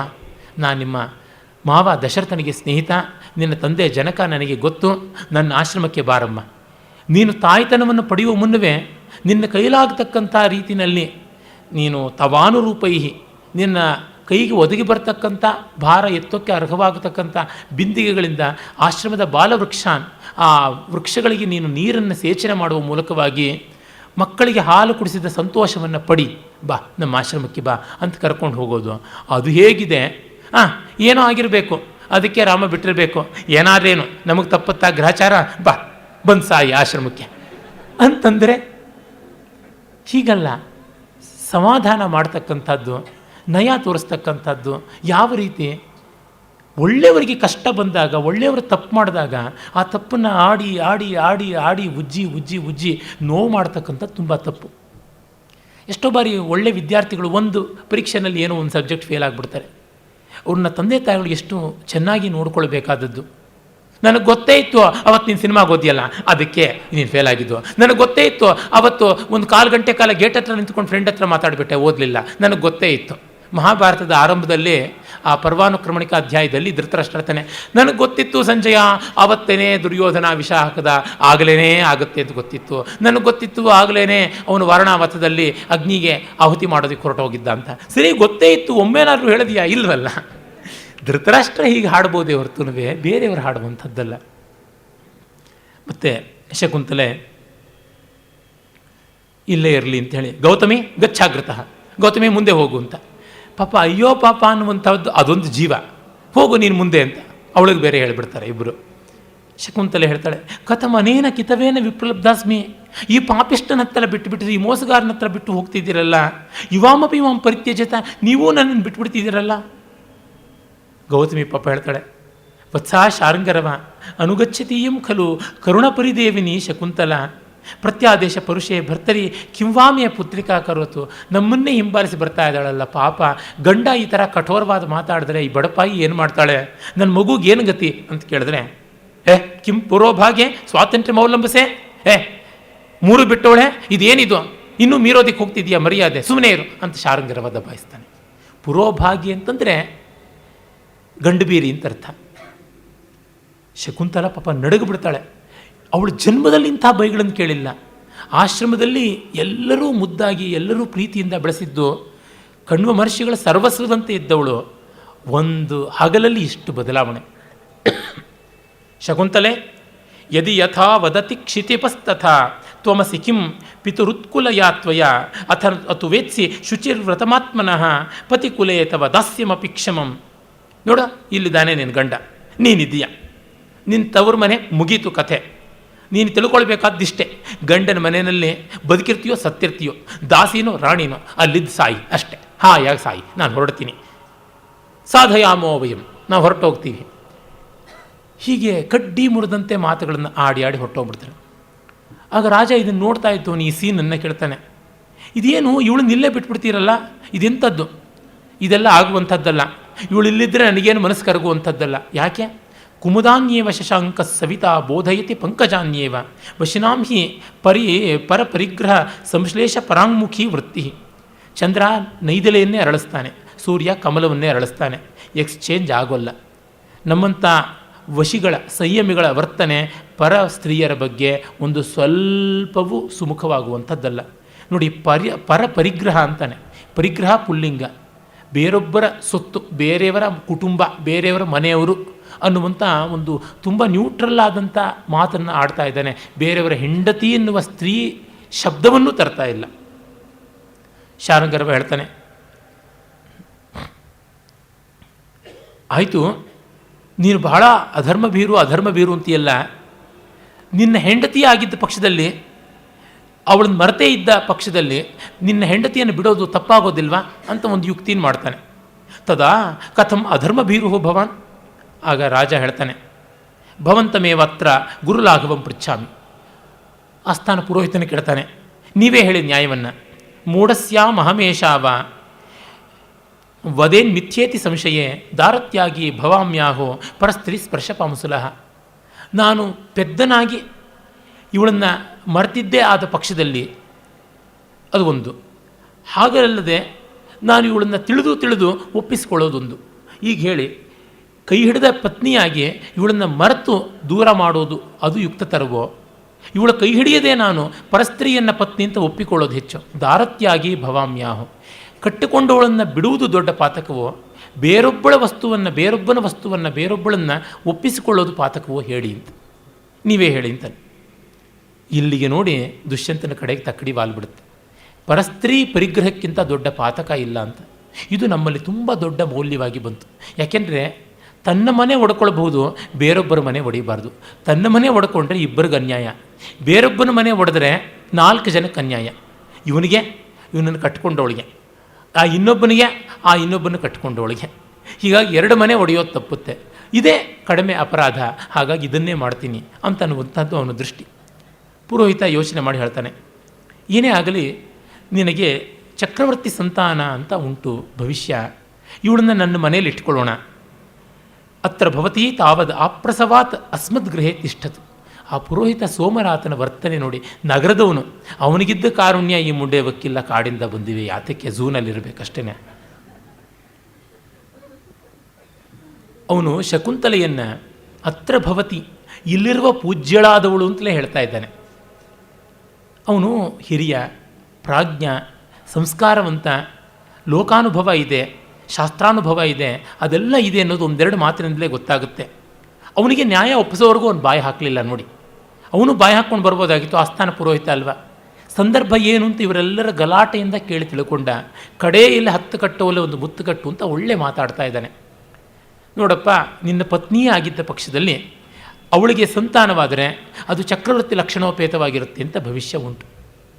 ಅವರು ಆ ಕಾಲದ ನಂಬಿಕೆ ಇಟ್ಕೊಂಡವರು. ಅಂಥ ಮಗ ಹುಟ್ಟುತ್ತಾನಂತ ನೋಡೋಣ. ಆಗ ಈ ಕಾಲದಲ್ಲಂತೂ DNA ಟೆಸ್ಟು, ಮಣ್ಣು ಮಸಿ ಎಲ್ಲ ಇದೆ, ಬೇಕಾದರೆ ಹಾಗೂ ಪರೀಕ್ಷೆ ಮಾಡ್ಕೊಳ್ಬೋದು. ಅವನು ನೋಡೋಣ. ಹಾಗಲ್ಲವಾದರೆ ಇದ್ದೇ ಇದೆ, ಏನು ಮಾಡೋಣ? ಅವಳನ್ನು ವಿಪರ್ಯಯೇತು ಪಿತುರಸ್ಯಾಹ ಸಮೀಪಂ ಉಪಸ್ಥಿತಮೇವ. ಅವಳಿಗೆ ಮಗು ಹುಟ್ಟಿದ್ದು ನಿನ್ನ ಚಕ್ರವರ್ತಿ ಲಕ್ಷಣೋಪೇತವಾದ ಮಗನ ಲಕ್ಷಣ ಇಲ್ಲವಂಥದ್ದು ಅಲ್ಲ ಅಂತಾದರೆ ಆಶ್ರಮಕ್ಕೆ ಕಳಿಸೋಣ, ತಂದೆ ಹತ್ತಿರ ಕಳಿಸೋಣ. ಅವಳು ಬೀದಿ ಬಿಕಾರಿ ಮಾಡಬೇಕಾಗಿಲ್ಲ. ಅವಳು ನಿಜವಾಗಿಯೂ ರಾಜಮಾತೆ ಆಗೋ ಅರ್ಹತೆ ಇರುವಂಥ ಮಗುವನ್ನು ಪಡೆದವಳೆ ಆದರೆ ಸ್ವೀಕರಿಸೋಣ. ಸಚೇನ್ ಮುನಿದೌಹಿತ್ರ ತಲ್ಲಕ್ಷಣೋಪೇತಃ ಭವಿಷ್ಯತಿ ಅಭಿನಂತ್ಯ ಶುದ್ಧಾಂತಮೇನಾಂ ಪ್ರವೇಶಿಸಿ. ಇವಳನ್ನು ಗೌರವಿಸಿ ಸತ್ಕಾರ ಮಾಡಿ ಅಂತಃಪುರಕ್ಕೆ ಕರೆಸ್ಕೊ, ನನ್ನ ಮನೆಯಲ್ಲಿ ಆವರೆಗೂ ಇರಲಿ ಅಂತ. ಅಪವಾದ ಬಂದಂಥ ಹೆಣ್ಣು ಮಗುವಿಗೆ ಬಾಣಂತನ ಮಾಡೋಕ್ಕೆ ಒಪ್ಕೊಂಡಲ್ಲ ಆ ಬ್ರಾಹ್ಮಣ. ಅವನು ದೊಡ್ಡವನಾದನ, ಇವರು ದೊಡ್ಡವರಾದರ ಅಂತ ನೋಡಬೇಕು. ವಸ್ತುತಃ ದುಷ್ಯಂತನೇ ಆ ವ್ಯವಸ್ಥೆ ಮಾಡ್ಬೋದಾಗಿತ್ತೋ ಏನೋ, ಅವನಿಗೆ ಹೊಳಿಲಿಲ್ವೋ ಏನೋ, ಅಥವಾ ಅದು ಒಂದು ಅಪವಾದ ಅಂತ ಅನಿಸಿಕೊಳ್ಳುತ್ತೆ ಅಂತ ಏನೋ. ಒಟ್ಟಿನಲ್ಲಿ ಈ ಪುರೋಹಿತನ ಮಾತಿಗೆ ಅವನು ಒಪ್ಕೊಳ್ತಾನೆ ಅನ್ನೋದ್ರಿಂದ ಅವನು ದೊಡ್ಡತನ. ಪುರೋಹಿತನಿಗೆ ಅವನೇ ಫಂಡ್ ಮಾಡ್ತಾ ಇದ್ದಿರ್ಬೋದು, ತೊಂದರೆ ಇಲ್ಲ. ತಾತ್ಪರ್ಯದಲ್ಲಿ ಇಷ್ಟು ಒಂದು ಎಲ್ಲರಿಗೂ ಹಿತವಾಗುವ, ಯಾರಿಗೂ ಅನ್ಯಾಯವಾಗದೇ ಇರತಕ್ಕಂಥ ಒಂದು ಕಾಂಪ್ರಮೈಸಿಗೆ ಬರಬೇಕಲ್ಲ, ಒಂದು ಸಂಧಾನಕ್ಕೆ ಬರಬೇಕಲ್ಲ. ರಾಜ ಹೇಳ್ತಾನೆ, ಯಥಾ ಗುರುಭ್ಯೋ ರೋಚತೆ, ಗುರುಗಳು ನೀವು ಹೇಳದಂತೆ ಅಂತಂತಾನೆ. ಇಲ್ಲಿ ನೋಡಿ, ಆರಣ್ಯಕ ಸಂಸ್ಕೃತಿ ವರ್ಸಸ್ ನಾಗರಿಕ ಸಂಸ್ಕೃತಿ, ದಟ್ಟು ದಿಸ್ಸು ಠಸ್ಸು ಪುಸ್ಸು ಅಂತೆಲ್ಲ ಅಂತ ಇರ್ತಾರಲ್ಲ, ಈ ಸೂಕ್ಷ್ಮಗಳನ್ನು ಗಮನಿಸದೆ ಹೋಗ್ತಾರೆ. ಆ ಪುರೋಹಿತ ನಾಗರಿಕ ಸಂಸ್ಕೃತಿಯ ಫಲವೇ ಅಲ್ವೇ, ಅವನ ಅರಮನೆಯವನೇ ಅಲ್ವೇ. ದೊಡ್ಡತನ ಎಲ್ಲಿಂದ ಬರೋಲ್ಲ, ಎಲ್ಲಿಂದಲೂ ಬರಬಹುದು. ಸಣ್ಣತನ ಎಲ್ಲಿಂದಲೂ ಬರಬಹುದು. ಆ ಆಶ್ರಮದಲ್ಲಿ ಬೆಳೆದಂಥ ಧೂರ್ತರು ಎಷ್ಟು ಜನ ಇರೋಕ್ಕೆ ಸಾಧ್ಯ ಇಲ್ಲ. ಆಮೇಲೆ ಪುರೋಹಿತ ಹೇಳ್ತಾನೆ, ವತ್ಸೆ ಅನುಗಚ್ಚ ಮಾಂ, ಮಗಳೇ ನನ್ನ ಹಿಂದೆ ಬಾಮ್ಮ ಅಂತ ಕರ್ಕೊಂಡು ಹೋಗ್ತಾನೆ. ಆಗ ಇವಳು ಎದೆ ಹೊಡ್ಕೊಂಡು ಸೋರಸ್ತಾಡಂ ಗಚ್ಚತಿ, ಎದೆ ಹೊಡ್ಕೊಂಡು ಗೋಳಾಡ್ತಾ ಹೋಗ್ತಾಳೆ. ಭಗವತಿ ವಸುಂಧರೆ ಮೇ ವಿವರಂ ದೇಹಿ, ಅಮ್ಮ ಭೂಮಿ ನನಗೆ ಜಾಗ ಕೊಡು ಅಂತ ಸೀತೆಯ ಪರಿಸ್ಥಿತಿ ಅವಳಿಗೆ. ನಾನು ಭೂಮಿಲಿ ಬಿದ್ದು ಸತ್ತೋಗ್ಬಿಡ್ತೀನಿ, ಭೂಪ್ರವೇಶ ಮಾಡಿಬಿಡ್ತೀನಿ ಅಂತ ಹೋಗ್ತಾಳೆ. ಹಾಗೆ ಹೋಗ್ತಾನೆ. ಇವರು ಬೇರೆ ಎಳ್ಕೊಂಡು ಹೊರಟೋಗ್ಬಿಡ್ತಾರೆ, ಗೌತಮಿನ ಇಬ್ಬರು ಕೂಡ ದಾಂಡಿಗರು. ಆಗ ರಾಜ ಸುಮ್ಮನೆ ಸ್ತಬ್ಧನಾಗಿ ನಿಂತ್ಕೊಳ್ತಾನೆ. ತಕ್ಷಣ ಹೊರಗೆ ಹೋದ ಪುರೋಹಿತ ಓಡೋಡಿ ಬರ್ತಾನೆ. ದೇವ ಅದ್ಭುತಂ ಖಲು ಸಂಪನ್ನಂ, ವಿಶೇಷವಾದದ್ದೇನೋ ಆಯಿತು ಅಂತ. ಏನು ಅಂತಂದರೆ, ಸಾನಿಂದಂತಿ ಸ್ವಾನಿ ಭಾಗ್ಯಾನಿ ಬಾಲ ಬಾಹುತ್ಕ್ಷೇಪಂ ಕ್ರಂದಿತು ಚ ಪ್ರವೃತ್ತ. 2 ಕೈ ಎತ್ತುಕೊಂಡು ಗೊಳೋ ಅಂತ ಅಳಕ್ಕೆ ಶುರು ಮಾಡಿದ್ಲು. ವೇದವ್ಯಾಸರು ಉರ್ದು ಬಾಹುರ್ ವಿರೋಮ್ಯಶಃ ಅಂತಂದ್ರಲ್ಲ, ಆ ತರಹ. ಆಗ ಸ್ತ್ರೀ ಸಂಸ್ಥಾನಂ ಚಾಪ್ಸರಸ್ಥೀ ತೀರ್ಥಮಾರಾತ್ ಉತ್ಕ್ಷಿಪ್ಯೇನಾಂ ಜ್ಯೋತಿರೇಕಂ ಜಗಾಮ. ಆಗ ಅಪ್ಸರಸ್ತೀರ್ಥದ ಕಡೆಗೆ ಒಂದು ಜ್ಯೋತಿ ಅವಳನ್ನು ಹೊತ್ತುಕೊಂಡು ಹೋಯಿತು ಅಂತ. ಅದು ಮೇನಕಿಯೇ. ಹುಟ್ಟಿದಾಗ ಎತ್ತೆಸ್ದವಳು ಈಗ ಅವಳಿಗೆ ಅಪವಾದ ಬಂದಾಗ ಬಂದಿದೆ. ತಾಯಿಯ ಕೈ, ಯಾರಾದರೂ ತಾಯಿಯೇ, ವೇಶ್ಯಾದರೂ ತಾಯಿಯೇ, ಗರ್ತಿ ಆದರೂ ತಾಯಿಯೇ, ತಾಯ್ತನಕ್ಕೆ ಏನಾದರೂ ವ್ಯತ್ಯಾಸ ಇದೆಯಾ, ಪ್ರೀತಿ ಇದೆಯಾ ಅನ್ನೋದನ್ನು ತೋರ್ಪಡಿಸ್ತಾನೆ. ಜೊತೆಗೆ ಇದು ರಂಗದ ಆಚೆ ನಡೆದದ್ದು. ಎಸ್ ವಿ ರಂಗಣ್ಣವರು ಅಲೌಕಿಕ ತಂದು ಹಾಕ್ತಾನೆ ಅಂತಂತಾರಲ್ಲ, ಇನ್ನು ಬೇಕಾದಷ್ಟು ಜನವೂ ಅದ್ರ ಬಗ್ಗೆ ಆಕ್ಷೇಪ ಮಾಡಿದ್ದಾನೆ. ಈ ಅಲೌಕಿಕ ಯಾಕೆ ಅಂತಂದರೆ ಅದು ರಂಗ ಬಾಹ್ಯವಾಗಿರೋದು ಸ್ವಾರಸ್ಯ, ರಂಗದ ಆಚೆ ಕಡೆಗಿದೆ, ರಂಗದ ಮೇಲಲ್ಲ. ಇದು ನಮ್ಮ ನಂಬಿಕೆಗೆ ಸಂಬಂಧಪಟ್ಟಿದ್ದು, ಅದು ತೋರಿಸುವಂಥದ್ದಲ್ಲ ಅಂತ. ಮತ್ತು ಇನ್ನೊಂದೇನೆಂದರೆ, ಈ ತರಹ ಹತಭಾಗಿನಿಯರು ಬಂದಾಗ ಕಾಣದ ಕೈಯಾಗಿ ಯಾರಾದರೂ ಕಾಪಾಡಬೇಕಾಗತ್ತೆ. ಅಲ್ಲಿ ಪುರೋಹಿತನಲ್ಲಿಯೇ ನೆಲೆ ಇದೆ ಅಂತ ತೋರಿಸಿದ್ದಾನೆ. ಅರೆ, ಕಾಳಿದಾಸನಿಗೆ ಅಷ್ಟು ಸಾಕಾಗೋದಿಲ್ಲ. ಅವನ ಪೊಯಿಟಿಕ್ ಜಸ್ಟಿಸ್ ಮತ್ತೂ ಉನ್ನತವಾದದ್ದು. ದೇವರೇ ಸಹಾಯ ಮಾಡಬೇಕು, ಬರಬೇಕು, ಯಾರಾದರೂ ಬರಬೇಕು. ಅವಳ ತಾಯಿ ಈ ಥರ ಸಂದರ್ಭದಲ್ಲಿ ಯಾವಳೋ ಒಬ್ಬ ಹೆಂಗಸು, ನಾನು ನನ್ನ ವ್ಯಕ್ತಿತ್ವವನ್ನು, ಐಡೆಂಟಿಟಿಯನ್ನು ರಿವೀಲ್ ಮಾಡಬಾರ್ದು ಅಂತ ಶಕುಂತಲೆ ಅಂತ ಅವಳನ್ನೇ ಹೆತ್ತು ಬೀದಿನಲ್ಲಿ ಎಸ್ತು ಹೋಗಿರ್ಬೋದು, ಇನ್ಯಾರೋ ಎತ್ಕೊಂಡು ಹೋಗಿರ್ಬೋದು. ಅವಳು ಮದುವೆ ಆಗೋ ಸ್ಥಿತಿಗೆ ಬಂದು ಲೋಕಾಪವಾದ ಬಂದಾಗ 25 ವರ್ಷ ಆದಮೇಲೆ ಅವಳು ಬಂದು, ಇಲ್ಲ ಇವಳನ್ನು ನಾನು ಮಗಳು ಅಂತ ಒಪ್ಕೋತೀನಿ ಅಂತ ಒಪ್ಕೊಳ್ಳುವಂಥ ಸ್ಥಿತಿ ಬರಬಹುದು. ಏನೇ ಇರಬಹುದು.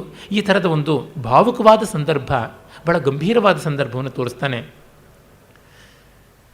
ಆಮೇಲೆ ರಾಜ ಹೇಳ್ತಾನೆ, ಭಗವನ್ ಪ್ರಾಗೇವ ಸೋಸ್ಮಾಭಿ ಅರ್ಥ ಪ್ರತ್ಯಾದಿಷ್ಟ ಏವ ಕಿಂ ವೃಥ.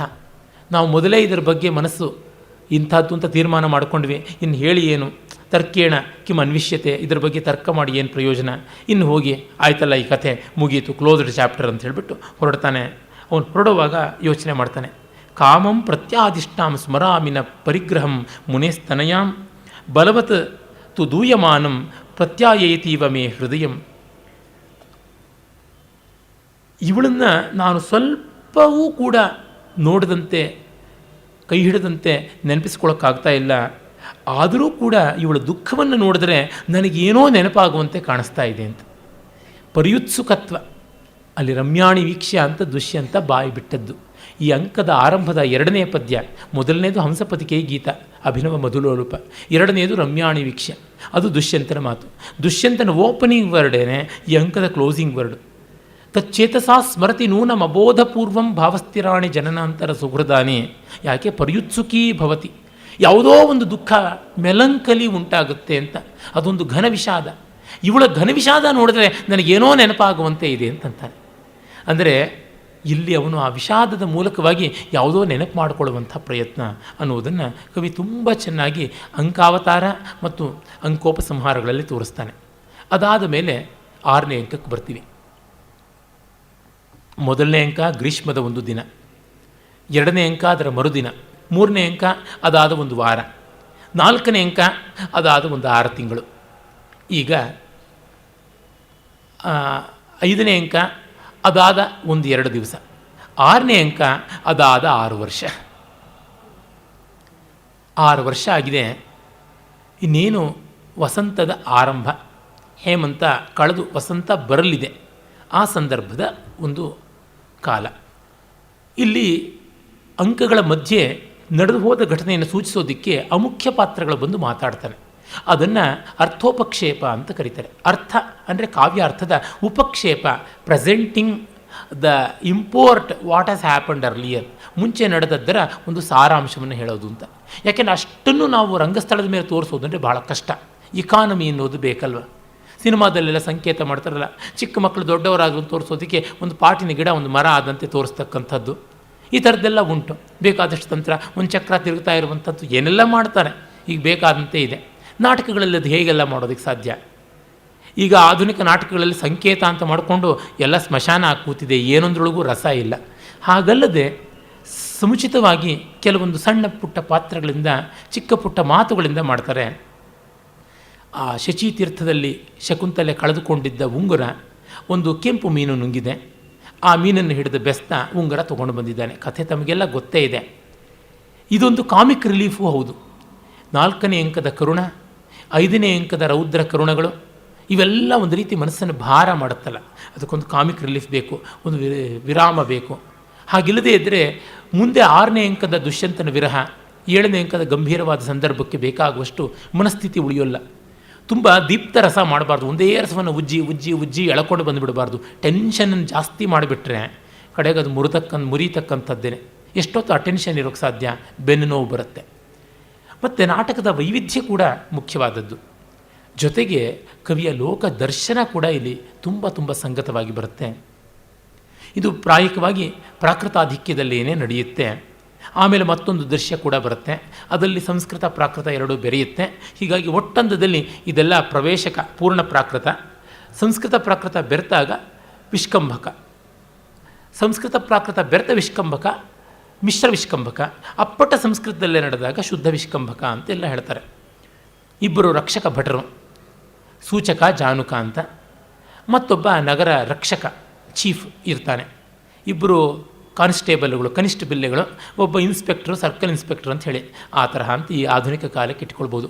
ಅವನನ್ನು ಶಾಲಹ ಅಂತ. ಶಾಲ ಅಂತಂದರೆ ನಮಗೆ ಗೊತ್ತಿದೆ, ಸಾಲ ಅಂತ ಹಿಂದಿನಲ್ಲಿ ಏನು ಹೇಳ್ತಾರೆ ಅದು ಭಾವಮೈದ ಅಂತ.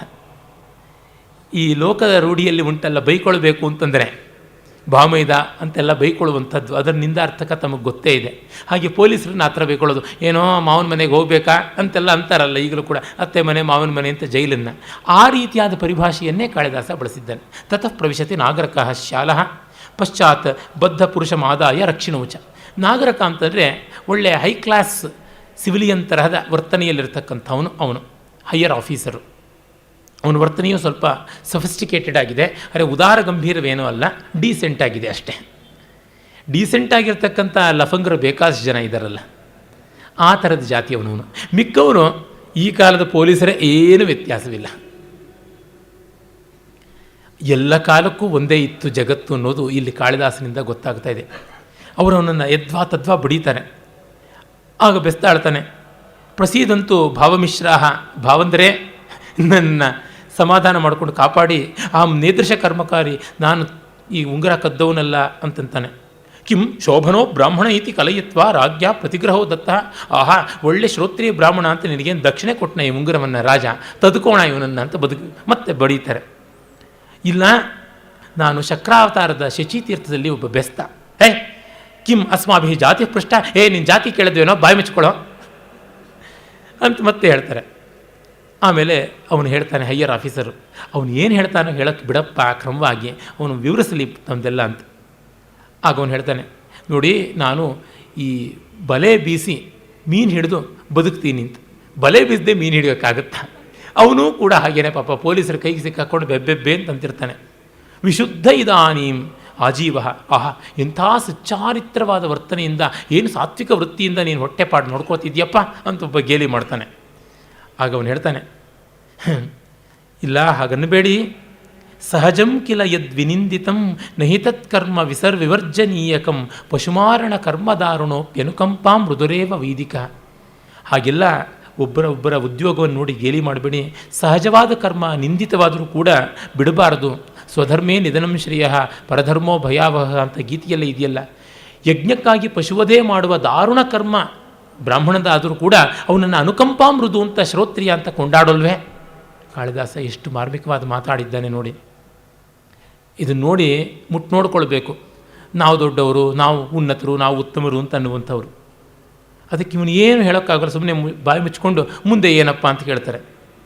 ನನಗೆ ಸಿಕ್ಕಿದ್ದು ಹೀಗೆ, ಹೊಟ್ಟೆ ಒಳಗಿತ್ತು, ಮೀನಿನ ಹೊಟ್ಟೆಯಲ್ಲಿ ಉಂಗುರ ಸಿಕ್ತು, ಮಾರಯಿತವ ಮುಂಚೆತವ, ಬಡೀರಿ ಹೊಡೀರಿ ಬಿಡ್ರಿ ಏನಾದರೂ ಮಾಡಿ, ಅಯಮಸ್ಯ ಆಗಮ ವೃತ್ತಾಂತ, ಇದೇ ನನಗದು ಸಿಕ್ಕಿದ್ದಾರೆ, ಇನ್ನೊಂದಿಲ್ಲ ಅಂತಾನೆ.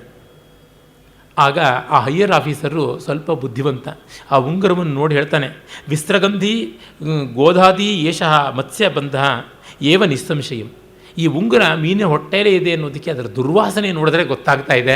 ಖಂಡಿತ ಈ ಉಂಗುರ ಮೀನಿನ ವಾಸನೆಯಿಂದ ನಾರ್ತಾ ಇದೆ, ಇದು ಅದೇ ಇರಬೇಕು, ಬಾ ರಾಜನ ಹತ್ರಕ್ಕೆ ಹೋಗೋಣ ಅಂತ.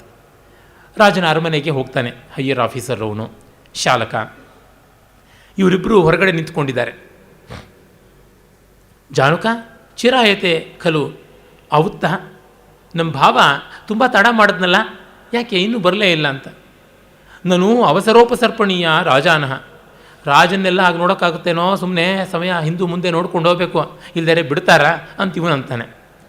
ಮತ್ತು ಮುಂದೆ ಸೂಚಕನೇ ಹೇಳ್ತಾನೆ, ಅಸ್ಯ ಗ್ರಂಥಿಚ್ಛೇದಕಸ್ಯ ವಧ ಸುಮನಸಃ ಪಿನದ್ಧುಂ ಪ್ರಸ್ಫುರತೋ ಮಮ ಅಗ್ರಹಸ್ಥವು. ಇವನಿದಾನಲ್ಲ ಖದೀಮ, ಗ್ರಂಥಿಚ್ಛೇದ ಅಂತಂದರೆ ಕನ್ನಗತ್ತರಿ ಹಾಕೋಣ. ಇವನನ್ನು, ಈ ಖದೀಮನ್ನು ಕೊಲ್ಲೋದಿಕ್ಕೆ ಅಂತ ಶೂಲಕ್ಕೆ ಏರ್ಸೋಕ್ಕೆ ಮುನ್ನ ಕಣಗಲೆ ಹೂವಿನ ಹಾರ ಹಾಕಬೇಕು, ಅದನ್ನ ಈಗಲೇ ಹಾಕೋಣ ಅಂತ ನನ್ನ ಕೈ ಮಿಡುಗ್ತಾ ಇದೆ ಅಂತಾನೆ.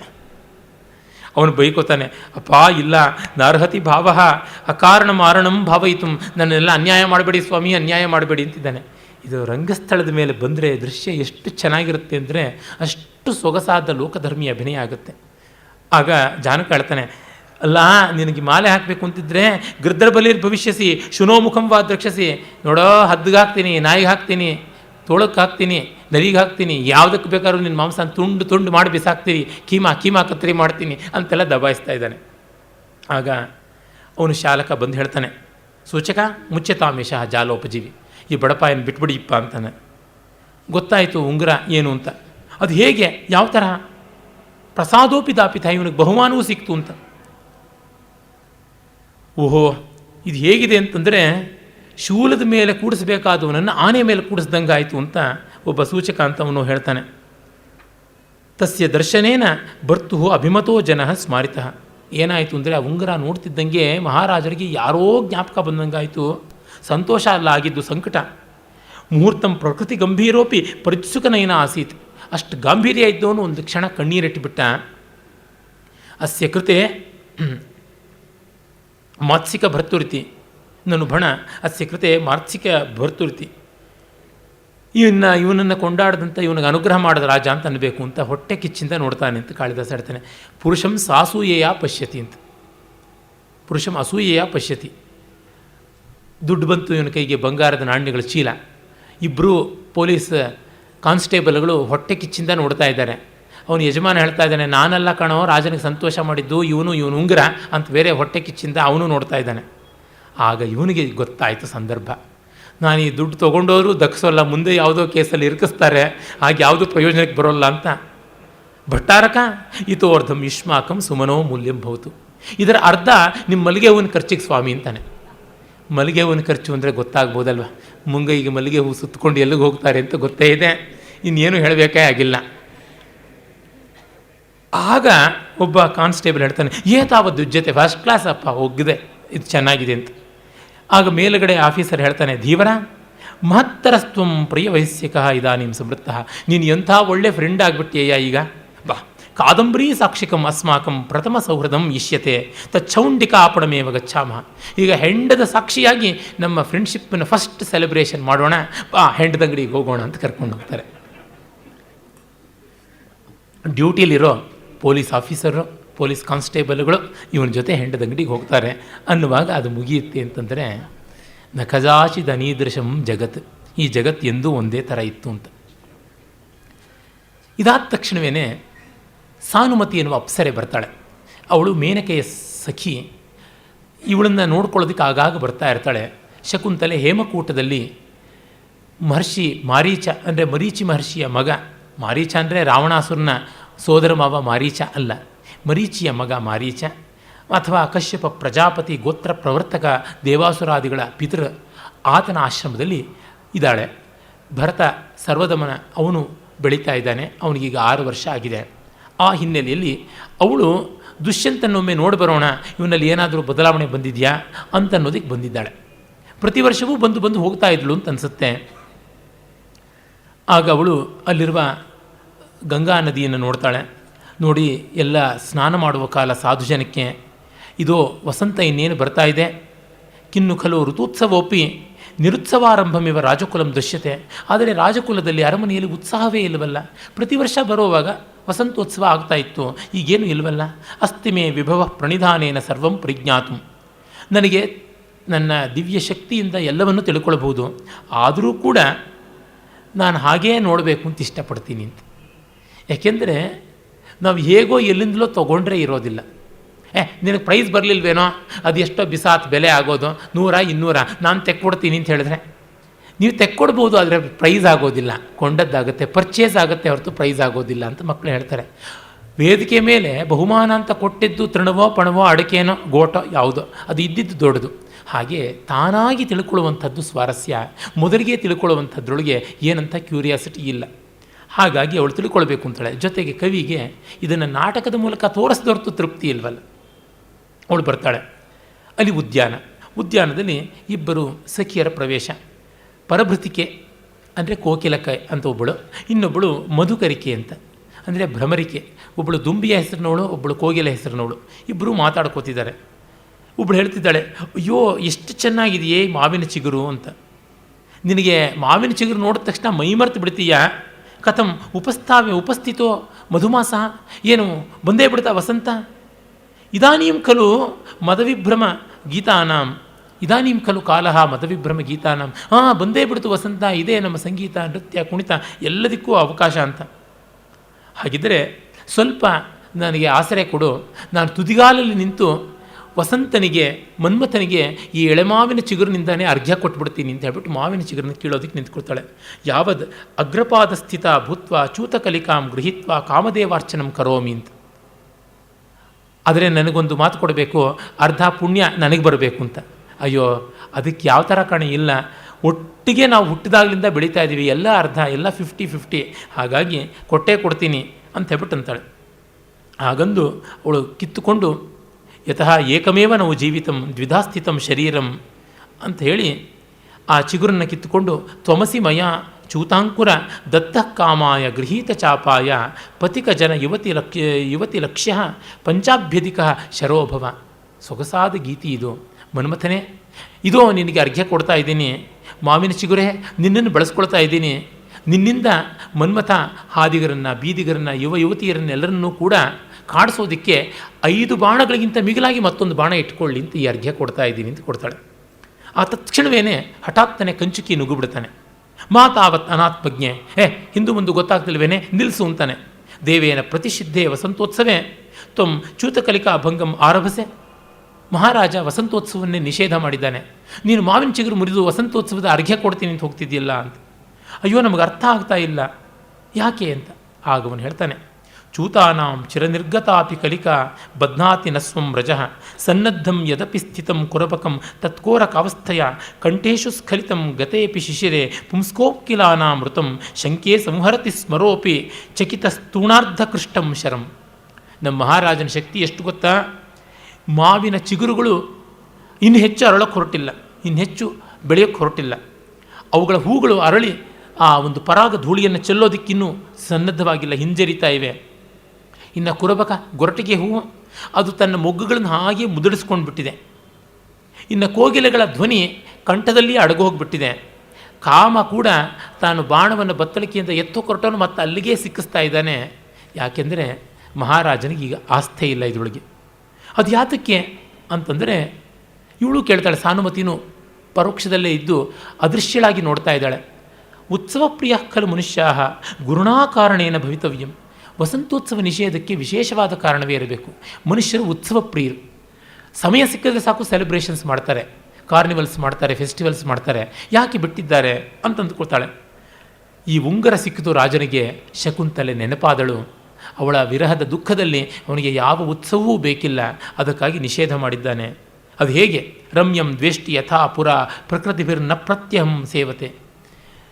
ಸೊಗಸನ್ನು ಅವನು ಇಷ್ಟಪಡ್ತಾ ಇಲ್ಲ, ಪ್ರಜೆಗಳ ಕಡೆಗೆ ಗಮನ ಬರ್ತಾ ಇಲ್ಲ. ಶಯ್ಯ ಪ್ರಾಂತ ವಿವರ್ತನೇರ್ ವಿಗಮಯತ್ಯುನ್ನಿದ್ರ ಏವ ಕ್ಷಪಾಹ. ಹಾಸಿಗೆಯಲ್ಲಿ ಹೊರಳಾಡ್ತಲೇ ಕೆಂಪು ಕಣ್ಣಿಂದಲೇ ರಾತ್ರಿ ಇಡೀ ಬೆಳಗು ಮಾಡ್ತಾನೆ. ದಾಕ್ಷಿಣ್ಯೇನ ದದಾತಿ ವಾಚ ಮುಚಿತಾಂ ಅಂತಃಪುರೇಭ್ಯೋ ಯದಾ ಗೋತ್ರೇಶು ಸ್ಖಲಿತಸ್ತದಾ ಭವತಿ ಚ ವ್ರೀಡಾ ವಿಲಕ್ಷಶ್ಚಿರಂ. ಅಂತಃಪುರದ ಸ್ತ್ರೀಯರು, ಪತ್ನಿಯರು ಮಾತಾಡಿಸಿದಾಗ ದಾಕ್ಷಿಣ್ಯದಿಂದ ಮಾತಾಡ್ತಾನೆ. ಹಾಗೆ ಮಾತಾಡುವಾಗ ಶಕುಂತಲೆ ಕಣ್ವಸುತ್ತೆ ಅಂತಲೇ ಹೇಳಿಬಿಡ್ತಾನೆ, ಮತ್ತೆ ನಾಚಿಕೊಳ್ತಾನೆ ತನ್ನೊಳಗೆ. ಹೀಗೆ ನಡೀತಾ ಇದೆ ಸ್ಥಿತಿ ಅಂತ. ಆಗ ಸಾನುಮತಿ ಅಂದ್ಕೋತಾಳೆ, ನಿಜವಾಗಿಯೂ ಇದು ನೆಮ್ಮದಿಯಾಯಿತು, ನನ್ನ ಸಖಿಗೆ ಒಳ್ಳೆಯ ವಿಷಯ ಹೇಳಬಹುದು, ಹಾಗಾಯಿತು ಅಂತ. ಈ ರೀತಿಯಲ್ಲಿ 6ನೇ ಅಂಕ ಆರಂಭವಾಗುತ್ತೆ.